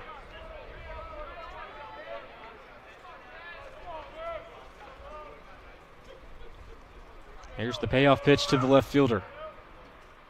Inside, it was 0-2, and Casas Jr. works the walk to lead off the top of the 6th. Great at-bat from Casas Jr. Just being patient and seeing a lot of pitches now from McClanahan. He did a better job the last couple of innings of limiting his pitches, only at 85 here in the 6th inning. Brady Reed will now come up for the 3rd time, looking for his 3rd hit. He doubled back in the 4th inning.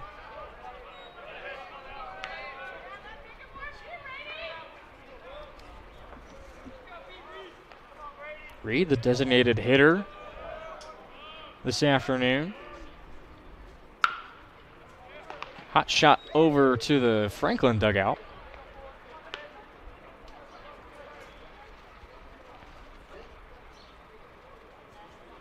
No more sun to deal with as it's now 8:25 p.m. And the lights are on here. Gonna finish this one under the lights. Reed shows bunt. Doesn't catch the outer corner. Gets the sign from the 3rd base coach. Count is 2-1.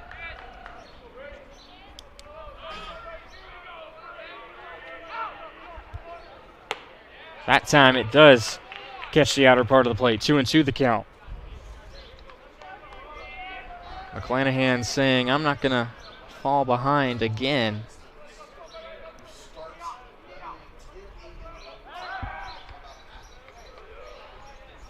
Throw over, a check on Casas Jr.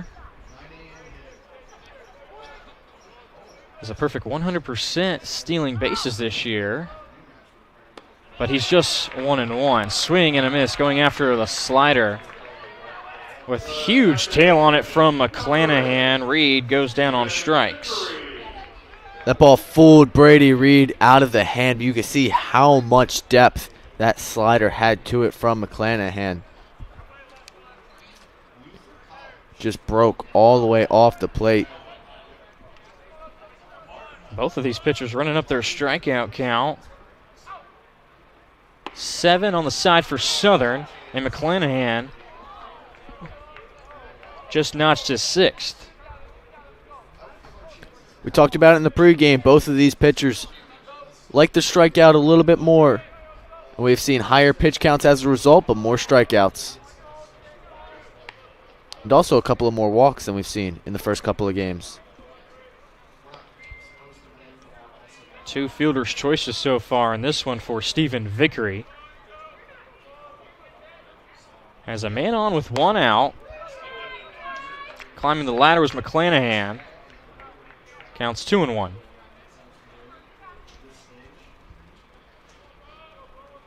.229 batter this year is Vickery. Picked up his 2nd home run of the season against the Panthers a few hours ago.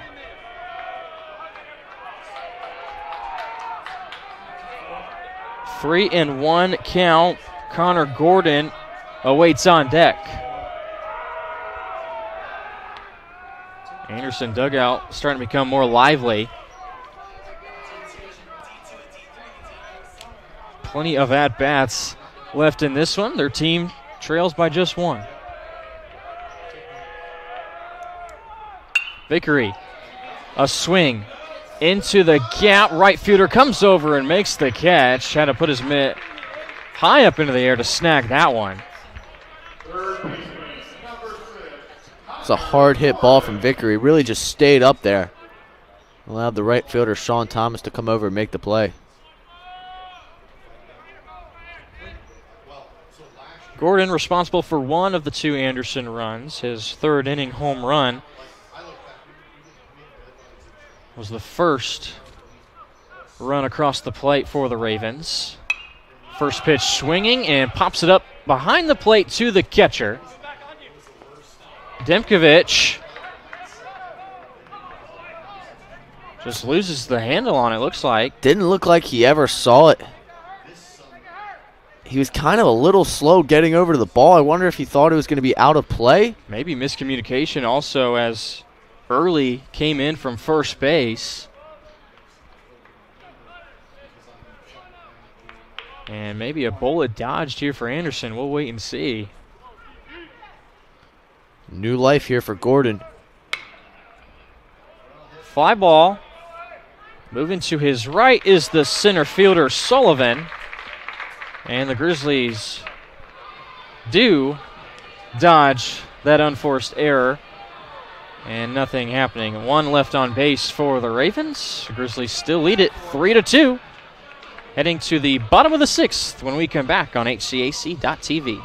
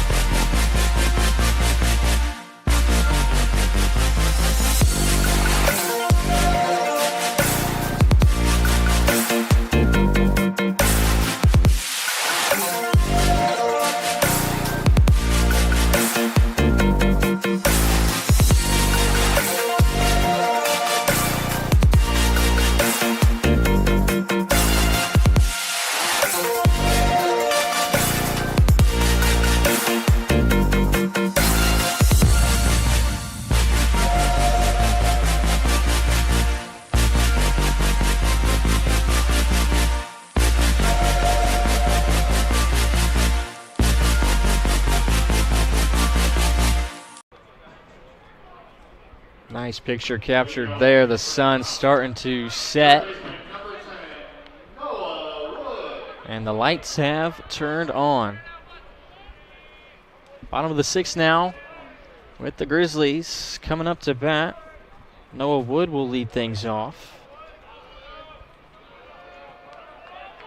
So far, Noah's 1 for 2. He doubled in the 4th inning. Correction, the 3rd inning. And the third baseman sees the first pitch strike. Southern back to work. Wood. A two-hopper to Vickery. Clean throw. And a quick out picked up for Landon Southern. The right fielder, number 40, Sean Thomas. Well, Anderson elects to bring Southern back out for the 6th inning. So far, they're rewarded for that decision with a quick ground out.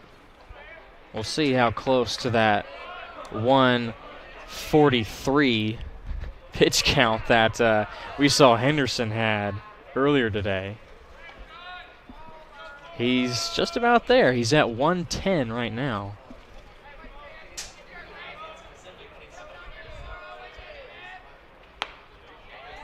And still a lot of zip in that fastball, as we see right there. That looked like one of the harder pitches he's thrown today.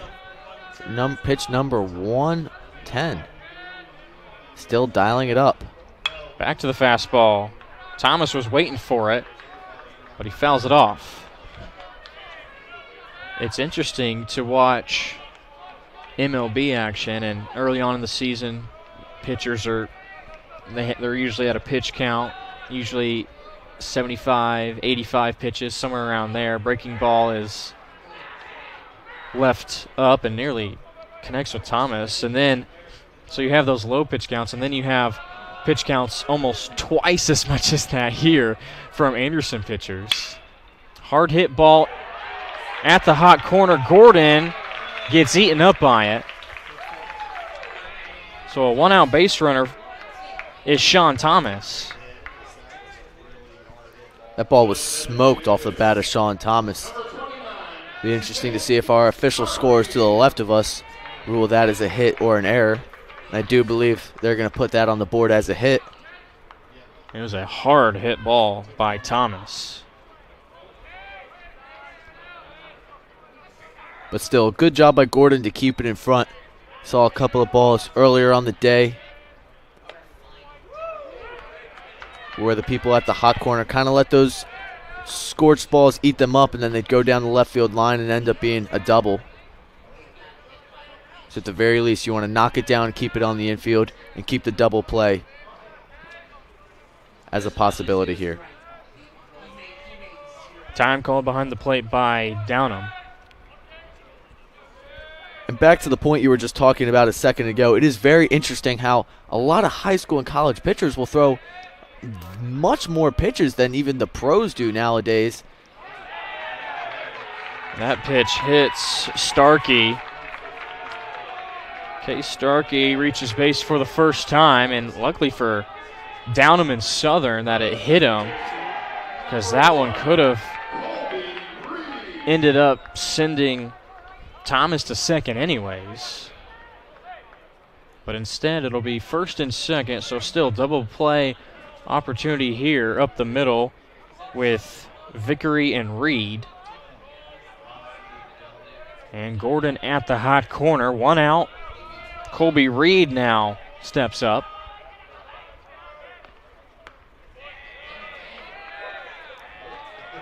He's reached base twice today with a double, run scored, and a walk.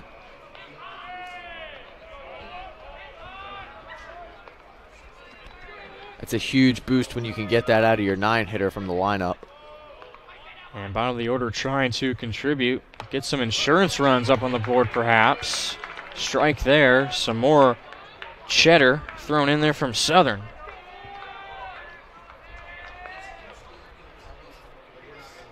One ball, one strike, one out, and the batter is number 1, Colby Reed. Southern comes back with some more heat. This one is left up high.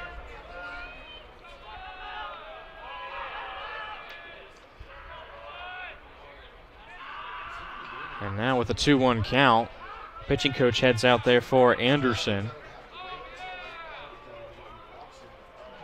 Southern is at 115. As you in our can pitch see, count. dual action in the Anderson bullpen.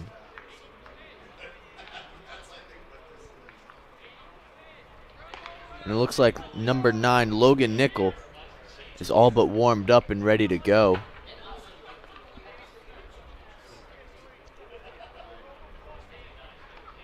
Nickel has the 3rd most innings pitched for this Anderson pitching staff this year. Henderson is number 1, and Evan Doan, a senior, is 2nd at 48 innings. Southern entered this game at 30 2/3. Nice bender right over the heart of the plate, evens it up at 2-2.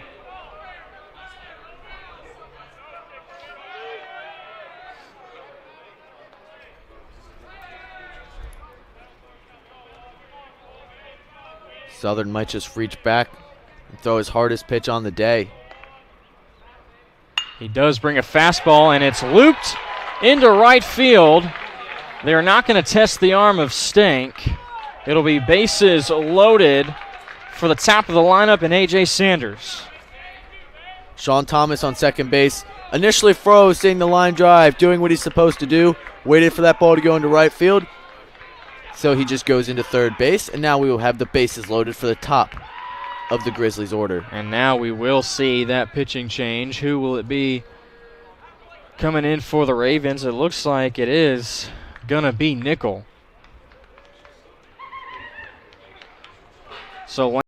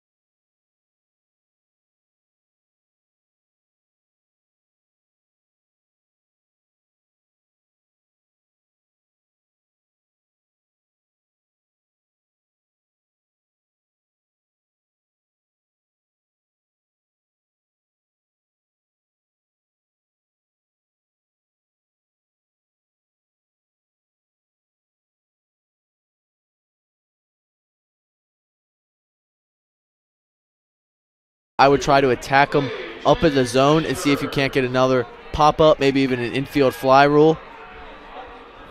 Or better yet, try to strike him out here, as Sanders, all he needs to do is get some sort of sacrifice fly to get an RBI and extra insurance run for the Grizzlies.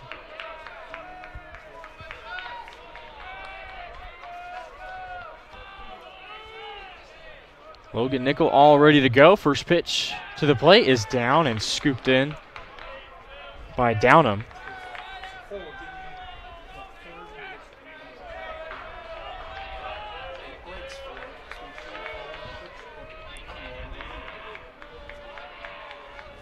The whole Anderson defense is in double play depth right now.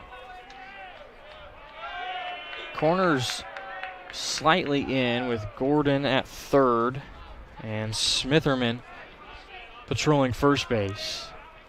But a ground ball here would be huge for the Ravens. Sanders does have big time speed though, so doubling him up is not going to be easy. Nickel brings in the heat to even it back up at 1-1.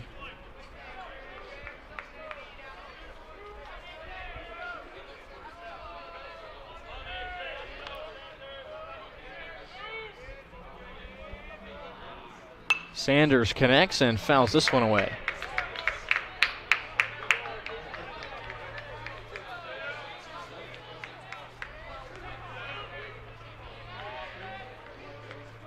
Nickel way up in the count now.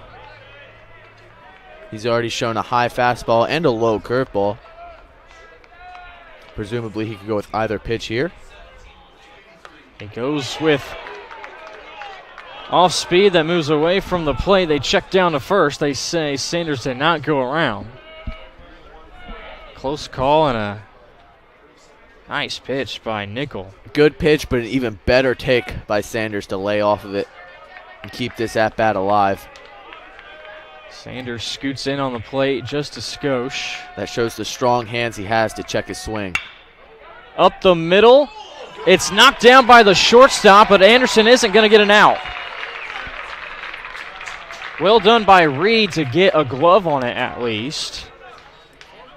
But it does send in Sean Thomas, who scores, and the Grizzlies now lead 4-2. Reed may have saved a run by knocking it down, but still a run comes home to score. And this is a crucial point in the game. This one could get out of hand in a hurry for the Ravens. Sullivan showed off his nice bat in the first inning with a single. Ended up scoring on the double by Matt Early. And a chance to really bust this one wide open.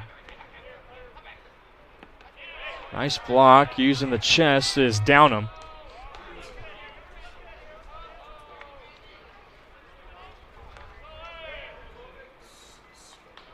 It's a huge advantage for a pitcher when they know that they can bounce a ball in any count with a runner on third like that because you have a catcher like Downham who is going to keep it in front. Sullivan with the drive to left field over the head of Casas Jr. It's off the wall. It'll score at least two. Into second base with a double is Sean Sullivan. And just like that, the Grizzlies are up 4. That pitch stayed on the middle end part of the zone, exactly where Sullivan was looking for that. And he did not miss it, driving it all the way back to the fence. A 2-run RBI double for the center fielder, Sean Sullivan. Infield forced to come in for Anderson. Good relay out there by Casas Jr. in left field to keep it at only 2 runs scoring. And now the Ravens will draw the infield in. Dimkovich sees a strike go by that time. It's 1-1. He has struck out in all 3 at-bats. Last batted in the 5th inning, struck out looking. Puts a swing on that one, and he missed everything. He just looks like he's not seeing the ball well up there at all. That was a breaking ball that only sort of caught some of the plate when it started and then finished way off, and just flailing swing from Dinkovich. Fastball up and in at the letters. I'm thinking if I'm the pitcher out on the mound for Anderson, Nickel might not go anywhere near the zone. Just like that, go back to that same exact pitch. It's a slider that tails away, and it's the 4th strikeout for Dimkovich. Exactly. Dimkovich just, he showed that he's just willing to chase that ball, and he's just not seeing it well. That's his 4th strikeout on the day. That's what we call the golden sombrero. That's never a good feeling, even when your team is up. Did you get that from MLB The Show? I did. You did? And I also had a golden sombrero day myself, which is how I know it doesn't feel good. Right. I've been there. I never had an 800% slugging percentage, but I've had the 4 strikeouts in one day. They say 3 is a hat trick, and 4, like you said, is that good old golden sombrero. Here's a pop-up. Shallow right, few steps in comes Stank, and he makes the 3rd out, but damage has been done. A 4-run advantage now for Franklin. They lead things 6-2 as they put up a 3 spot in that 6th inning. Anderson, 3 innings left to fight back. We'll head to the top of the 7th on IndianaSRN. Entrepreneurs are often the hardest working, most beloved, and inspirational people on the planet. People who lead with heart and are fueled by passion. People like Randy, who found time while running his restaurants to put 3 adopted kids through college. Like Rebecca, who switched careers as an architect to achieve her dream of opening a music venue. And Mia, who turned an after-school hobby into an online floral empire. Entrepreneurs put the time in, lead by example, spark ideas, and impact communities, all while shaping the financial future of their families. Nearly 1 million entrepreneurs trust Heartland to provide the technology to make money, move money, manage employees, and engage customers. Because we're entrepreneurs, we're people, and we get it. Now with some more insurance, the starting pitcher, Nick McClanahan, still out there for the Grizzlies, putting in a good outing so far, 6 strikeouts, and now heading into inning number 7. These college pitchers, they just got some durability, man. Me and you, I don't know about you, but I know about me. There's no way I'm going 7 innings at any level. These guys are the best of the best from mostly the state of Indiana. They are. They're workhorses. I was only able to do it a couple of times in my life, and I had to take several days off afterwards each time. Well, Graham Rudy was trying to get it all back in one swing there. It is not easy, and it's a weird feeling, too, once you get around the century mark of 100 pitches. Your arm doesn't necessarily hurt. It almost feels like a noodle up there, and it really just takes a lot out of you to throw every single pitch. McClanahan, he's still bringing the heat, too, as was Southern before he exited the previous inning. McClanahan showing some high MPH on his fastball still.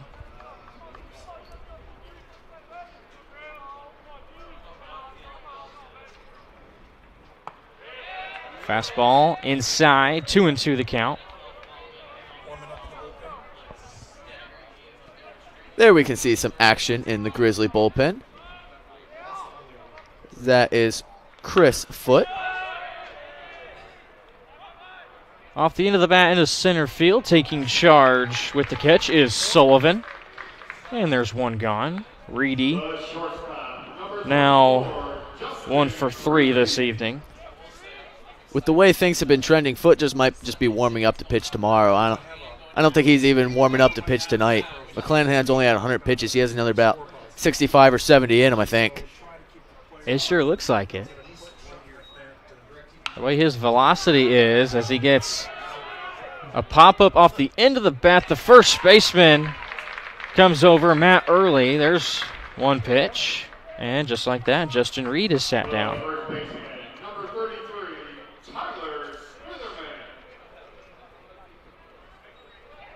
Tyler Smitherman now comes up, 0 for 3 so far tonight. Struck out in first.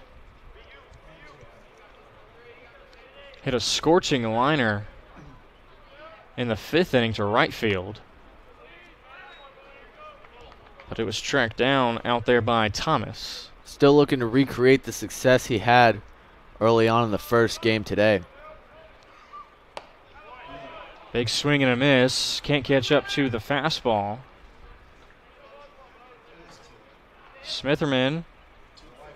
was walked twice and hit that home run. Foul ball.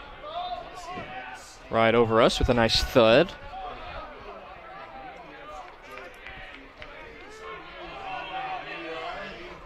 Now a 1-2 count. McClanahan is ahead. Try to go outside with the slider.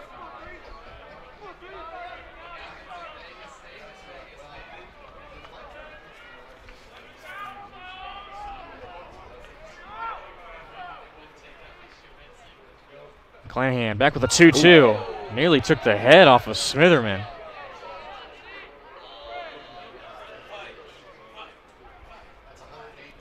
You can see him just looking at his hand, not sure what happened. I think the ball just slipped right out. That was a prime example of rearing back and trying to take out the 3-hitter of Anderson. Just trying to overpower him.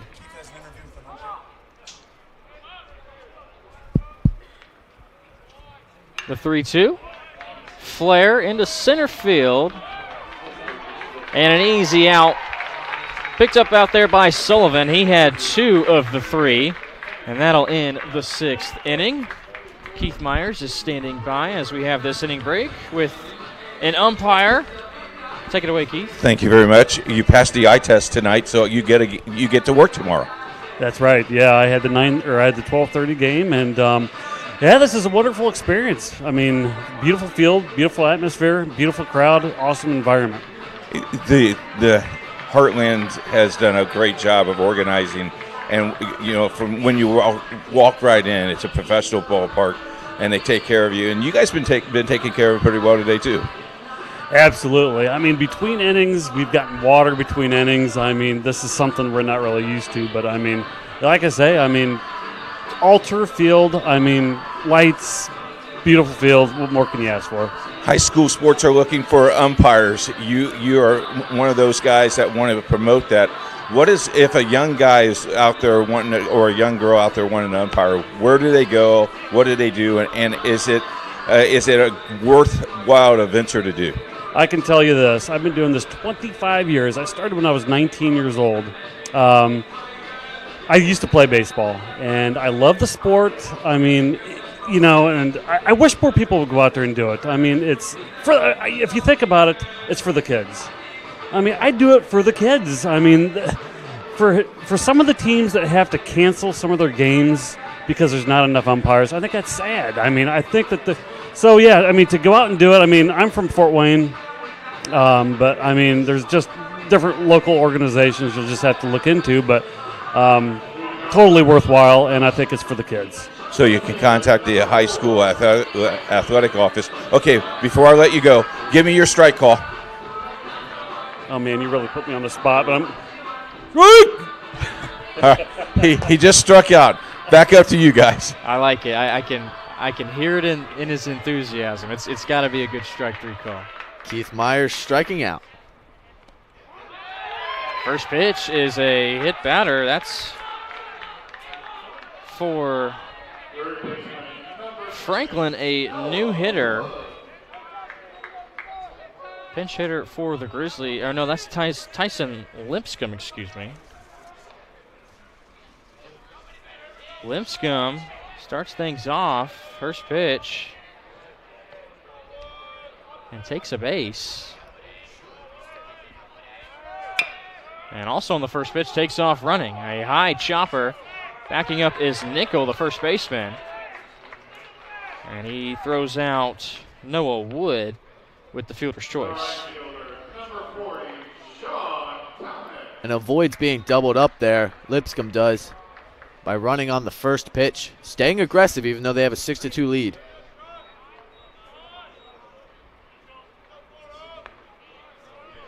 Now Sean Thomas, already the third batter of this inning. Thomas is 1 for 3. Singled and scored in the 6th. First pitch swinging as well, and it's a liner. Hopefully it didn't take off the head of someone in that Anderson dugout.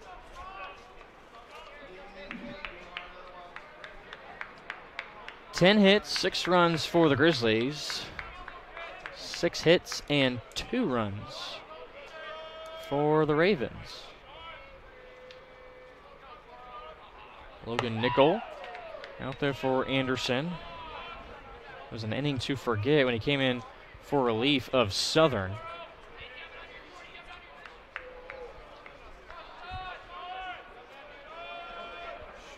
Southern gave up the 1 run in the inning. That made it a 4-2 ball game. Then the 2-run double when Nickel came in. There's a high pop-up.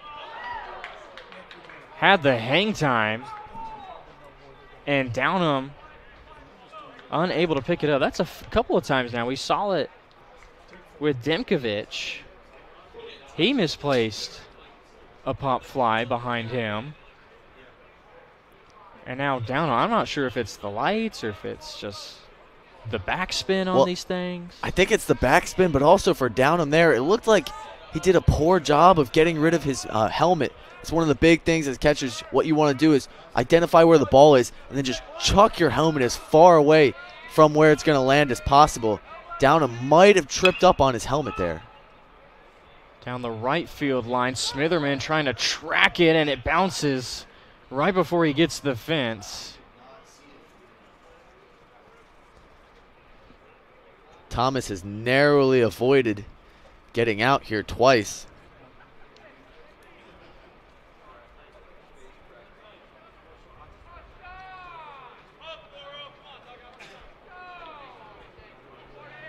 Runner in scoring position for Sean Thomas. 275 hitter.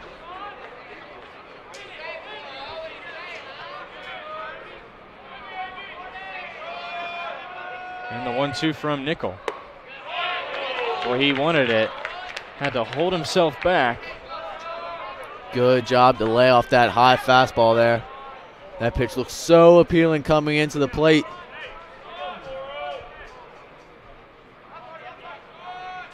Perry Meridian High School. That's where Sean Thomas came from, downtown Indianapolis.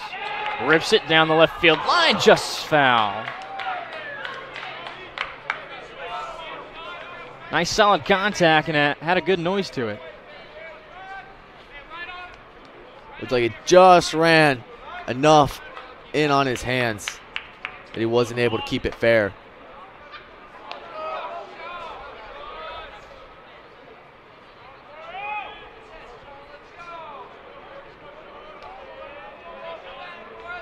Thomas moves the bat around a couple of times and now rests it on his right shoulder. Nickel back to the plate.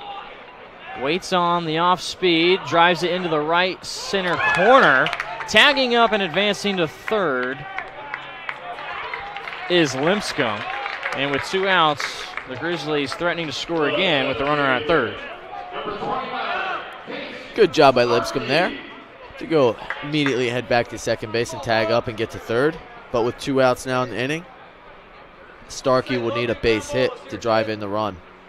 The left-handed hitting Case Starkey, designated hitter for this contest. He reached base in the 6th inning. He got hit by a pitch. He nearly gets hit here. Ball comes back on a good bounce, but Nichols late to the plate, and a good jump made by Linscomb to score on the pass ball. Great jump by Lipscomb to score. And if Nickel does get off the mound a little bit sooner, I wonder if there could be a potential play at the plate. But regardless, it is now a 5-run lead for the Grizzlies.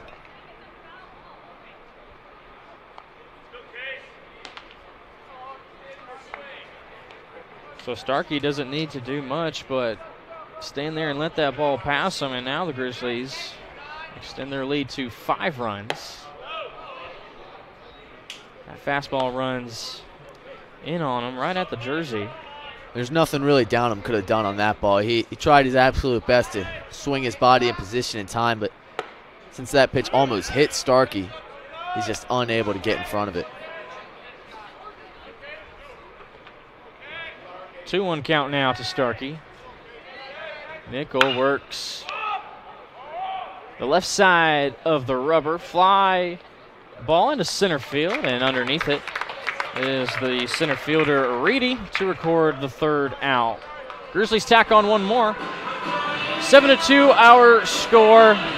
Anderson running out of time, down 5 as we head to the top of the 8th. Another look at this pass ball that scored the last run.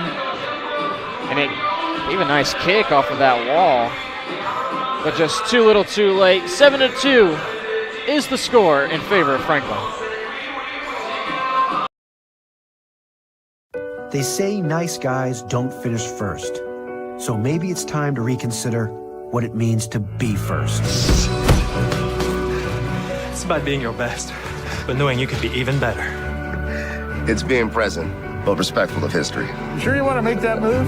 It's donating something more valuable than money. It's believing in yourself and something bigger. It's coming from different families, but treating each other like brothers. It's not just being a man, it's being a Mason.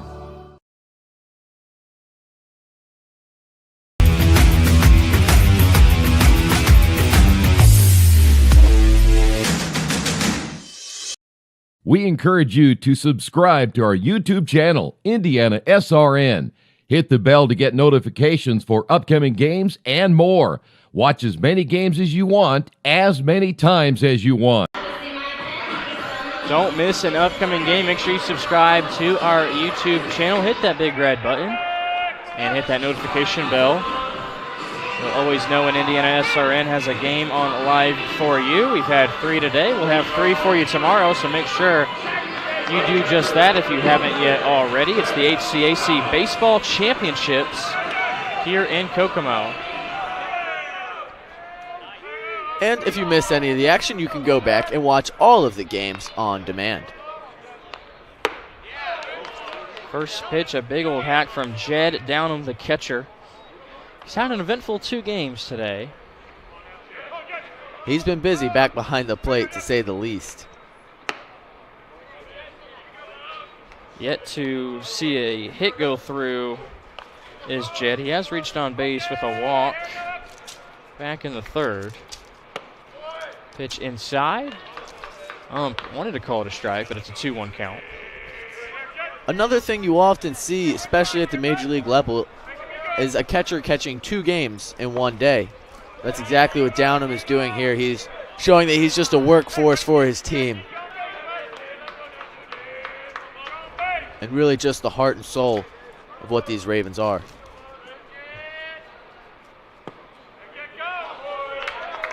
Working a walk is Downham. It's a good way to start the top of the 8th. The right fielder, number 48. And now Jake Stank makes another appearance. The right fielder so far struck out in the 3rd, drew a walk, and was left on base in the 2nd. Let's go, boys. Here we go, fellas. 0 for 2 so far, trying to start a late game rally for the Ravens. Stank was the one thrown out at the plate in that 2nd inning on the throw from Lipscomb. This would be a big spot for him to make up for that base running error. Took a healthy hack, but it was an off-speed pitch from McClanahan, who still has all of his stuff working tonight. McClanahan is closing in on 120 pitches.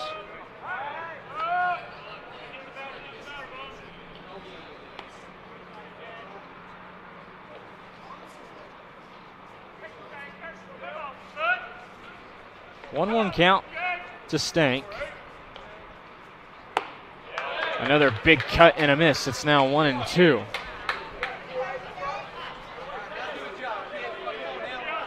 McClanahan hasn't lost anything from either one of his pitches. His fastball still has the velocity. His breaking ball still has the same sharp action as it did in the 1st inning.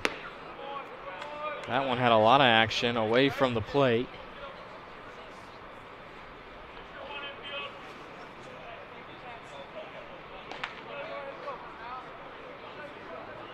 Two count to Stank. McClanahan again gives him off-speed pitch and strikes him out. That's the 2nd time that stink has gone down at the hands of McClanahan.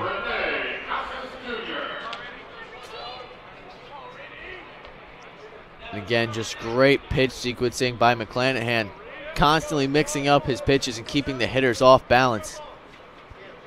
And that's how he's able to get his 7th strikeout of the night. Starts off Casas with a backdoor slider.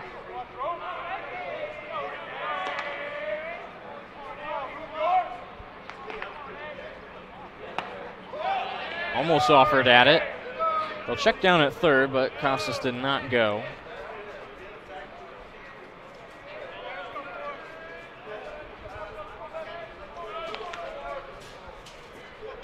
Casas has reached bases last 2 times up via a walk and a hit by pitch. And now in a hitter's count here, 2-1. Second and short. Kind of shaded toward the second base bag. And the third baseman playing well off the line. High heater from McClanahan, and he's back in business at 2-2.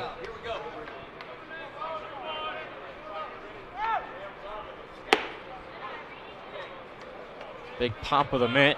Count is now full with Casas Jr.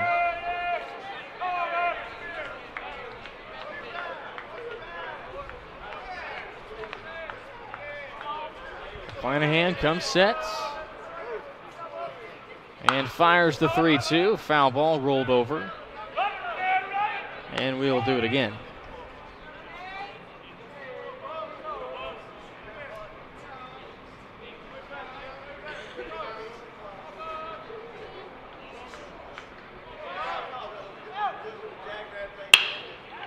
Hard hit ball toward the hole at short. They'll get 1 out at 2. The throw over to first will be late. Getting the lead runner is the shortstop Sanders. Good job by Sanders there to range into the hole. Make an athletic throw onto second base to get the lead runner. Number 44, Reed. See if we can take another look at that here.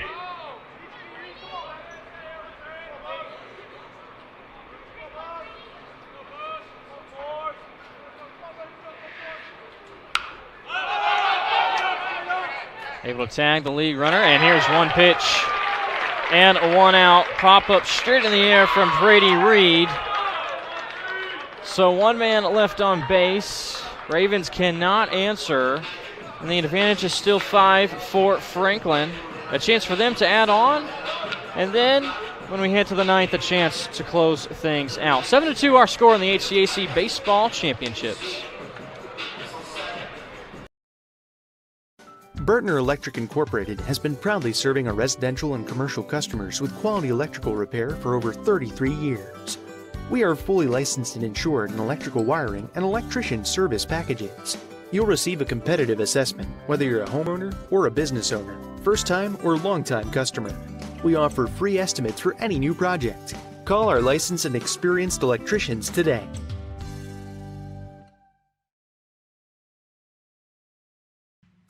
Can't make it to the game? We've got your back. Just go to www.IndianaSRN.org and tune in to all of the live action, or go to our on-demand service and relive your favorite moments.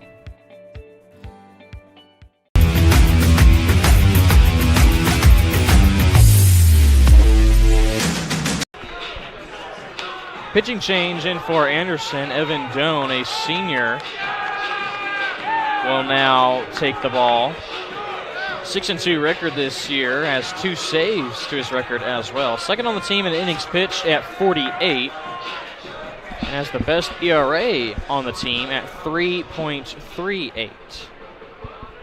Doan will try to get out of this inning and hand it off to the offense in the final inning. Doan, a submarine-style pitcher as well, something that we don't see at all at really any level, but looks like he's making it work. He's got impressive numbers this season. Yeah, it is a rare thing to see nowadays, but when you can throw effectively out of that submarine angle, it is so tough for the hitters to pick up on it. I think that's why it's contributed to his team leading 3.38 ERA thus far on the season and his 40 strikeouts. It's clearly been a go-to arm out of this Anderson bullpen.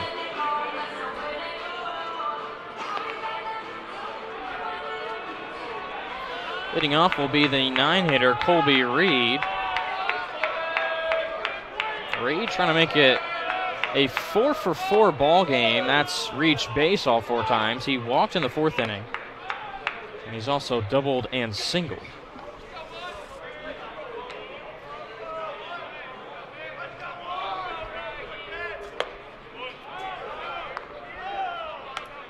Two and 0 to start from Doan. Evan Doan has the most appearances of any pitcher this year for Anderson.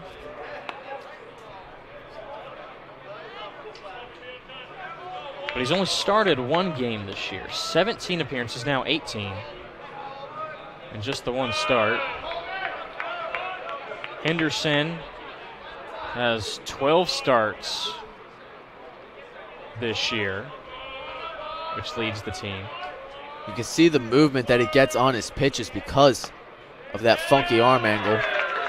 Though he's unable to throw a strike there. It's a leadoff walk to the 9-hitter Colby Reed. So Reed has reached base all 4 plate appearances.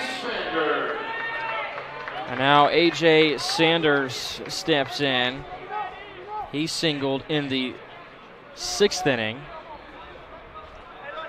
And that was a big inning for the Grizzlies, who scored 3. 5 different batters reaching in that inning for Franklin.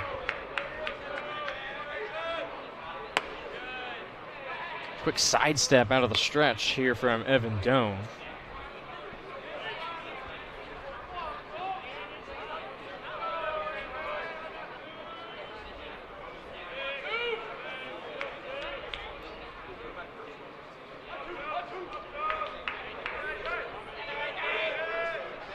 Back to the plate, Doan picks up a strike this time. Now Sanders faces a 1-1. That last walk was only his 15th on the season, again in 48 innings pitched. A lot of times those submarine guys do have control issues, and that's why very few coaches want pitchers throwing that way anymore. Chopper. Foul towards the Grizzlies dugout. But what you lose a little bit in control and velocity, you make up for in the movement and just the way you're able to hide the baseball and almost start it at the pitcher, at the hitter. As you can see, he lines up all the way to the 3rd base side of the rubber. Fighting pitches off is Sanders. And by doing that, he creates a crossfire action where even if he throws a fastball, it looks like it's going to come straight at the hitter, but then it can go towards the inside part of the plate.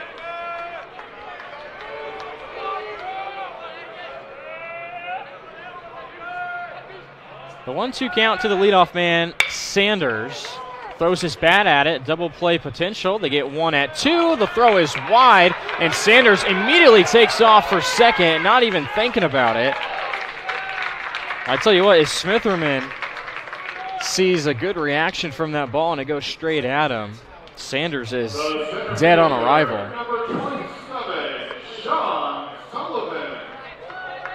That ball did come back quick off the fence there. So we've seen some crazy hops over there behind first base. You never truly know what that ball is going to do when it gets past the first baseman, as that was a strong throw from Reed, although it went wide of the first baseman. So Sanders advances to second on the thrown error by the shortstop Reed. So with 1 out, runner in scoring position for Sean Sullivan. Sullivan's 2 for 4. Double, single, and 2 strikeouts. Doan starts him off with some nice action on that pitch. Went from the inside part of the plate to over the heart of it.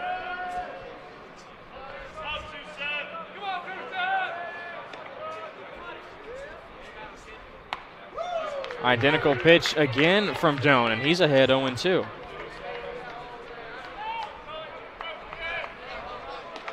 Now Doan looks like he's getting a better feel for his stuff up there in the mound. Starting to throw a couple more strikes to the last couple of hitters. I would expect to see him go with a fastball up in the zone here, but he might go with a breaking ball away. It is a breaking ball that moves away from Sullivan, and he lifts a ball into left field. Casas Jr. has to get it in quickly with the threat of Sanders at second. So no harm done by Franklin. With the 3-hitter and catcher, Logan Dimkovich, now up to bat. This could potentially be a big at-bat here for Demkovich. Not necessarily on the scoreboard wise, but just as he moves forward into tomorrow, just getting a little bit of confidence. 0 for 4 with 4 strikeouts, never feels good. And regardless of what happens here, he'll just be happy to when he wakes up tomorrow morning that it's a new day. But if he could get a base hit here and an RBI, he'll feel a lot better about himself when he gets back on the bus tonight.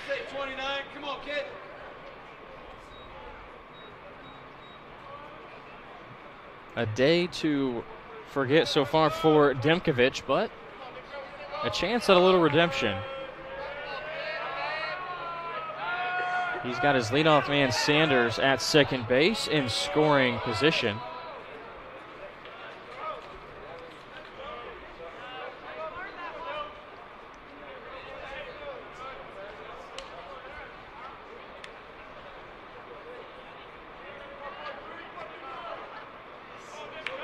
Long sign between Downham and Doan.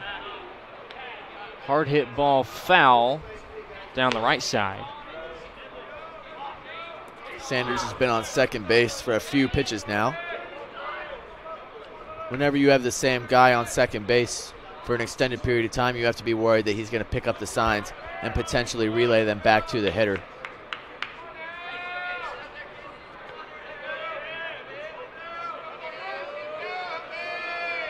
Doan back to the plate. Demkovich waited on it. Off-speed pitch, buckled his knees. 1-2 count for the catcher, Demkovich. Trying to get off the schneid, as they say. Setting up outside. Missed his spot, did Doan, and Demkovich fights it off. And a good play by the on-deck hitter, Matt Early. Go and snag that ball one-handed.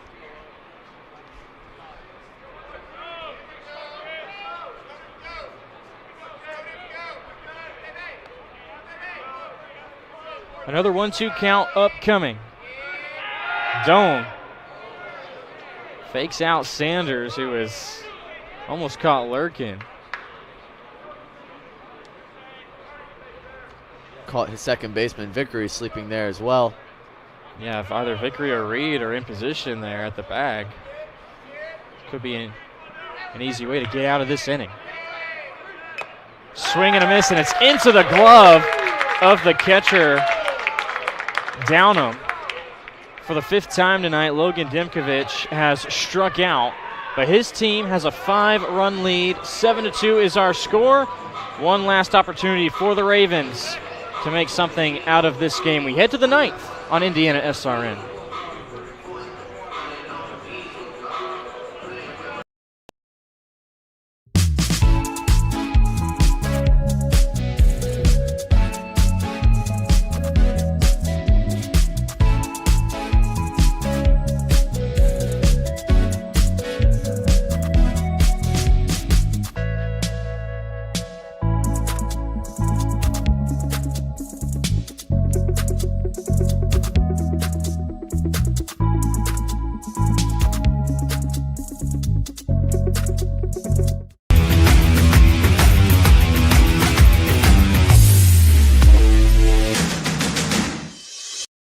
We encourage you to subscribe to our YouTube channel, IndianaSRN.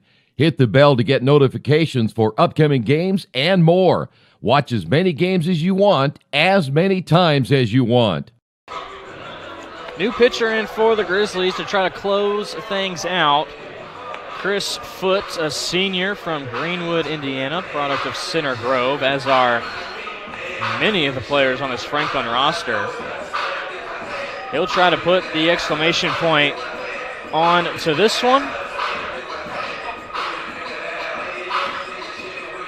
Anderson hasn't scored since the 4th inning. They went back-to-back in the 3rd and 4th. And Foote to work with will have batters 8, 9, and 1 with Stephen Vickery set to lead off for Anderson.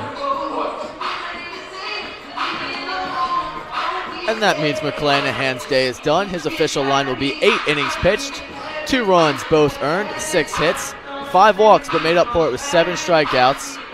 And get this, 127 pitches. Not quite to the mark that we saw from Henderson earlier, but nonetheless, between the two, 270 pitches in over 8 innings apiece for both of them. That's that Ball State education coming into play for you Jarrett like that? doing the quick math. Do they do math like that at Butler? No, they don't. They probably do advanced math over at Butler, I'm guessing.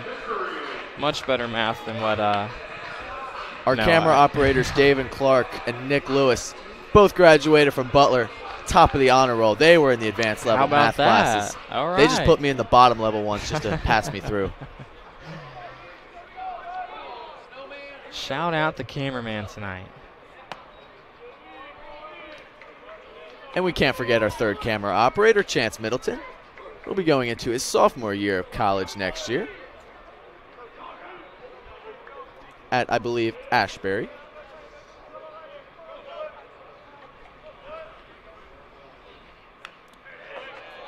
Fouling that one off is Vickery. Counts 1-1.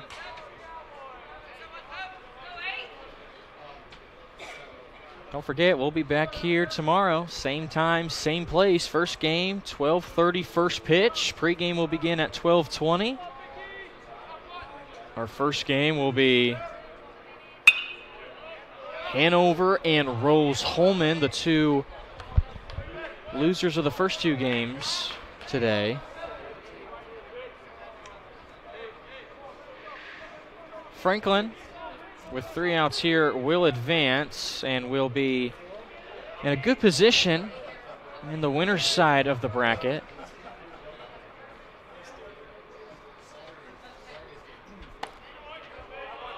They will take on Earlham in the second game tomorrow. That's a 3:30 approximate start. Based on what happened today, it'll most likely be around 4 or 4:15.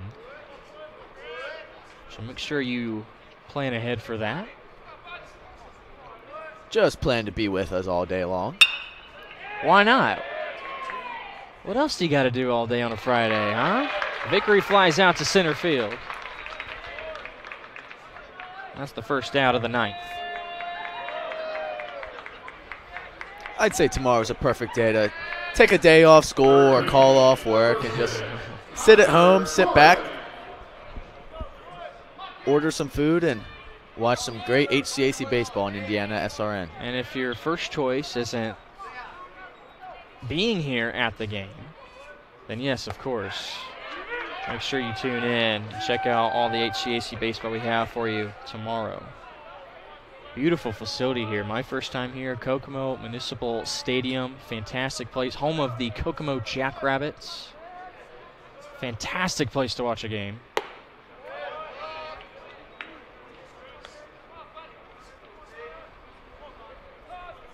This is Connor Gordon, the number 9 hitter. It was a 2-1 lead for Franklin in the 3rd inning, and Gordon made it a 2-1 ball game with his home run. Anderson would have liked to got more out of that inning. They saw 2 singles followed up after Gordon. But a double play ball and a strikeout ended that 3rd inning. Gordon's worked the count to 3-1.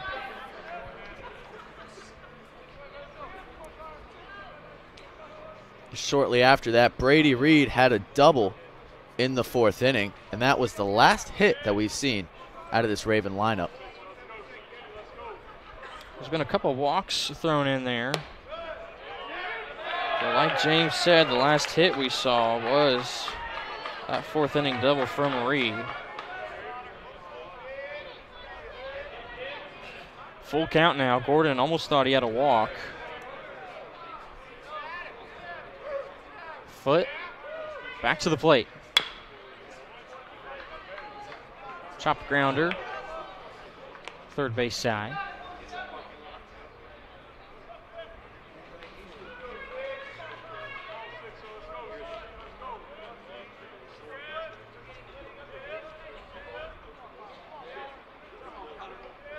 Another 3-2. Bounces into his catcher. It's a 1-out walk. A little bit of light at the end of the tunnel, but still a long way to go. Graham Reedy at the top of the lineup will try to keep this train rolling in this 9th inning. And the task for these hitters is simple. Just get on base by any means.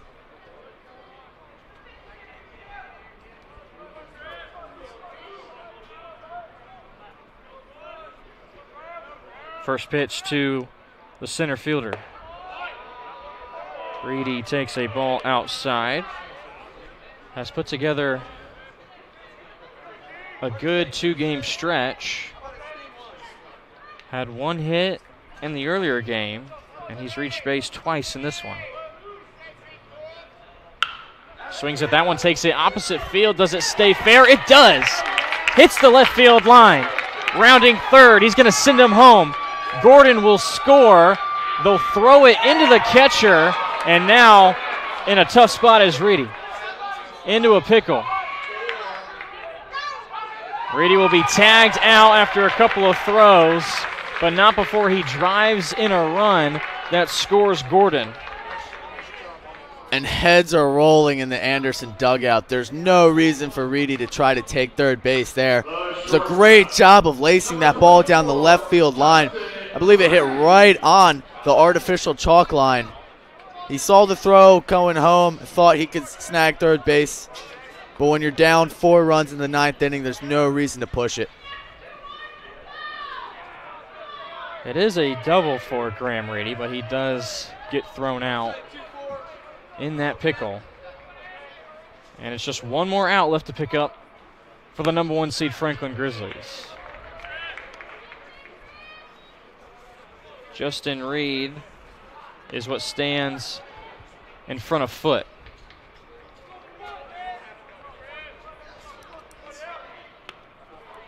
Pitch is low.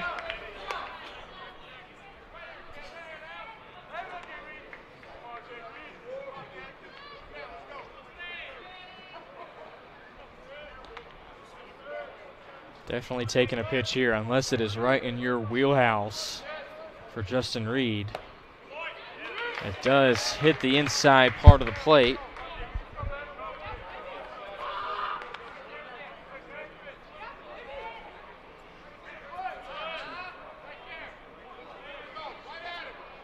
The 2-1 pitch coming from Foot. Reed chops it to the third baseman. Going to be a tough play running in. The throw is late. Nice speed from Justin Reed. And like you said, any means necessary, you will take that. Try to keep this 2-out rally going for Anderson.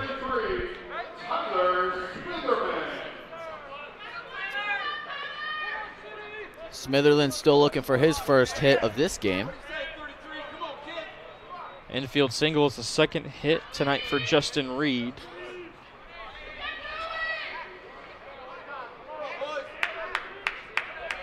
And now the big bat of Tyler Smitherman. Off the end of the bat.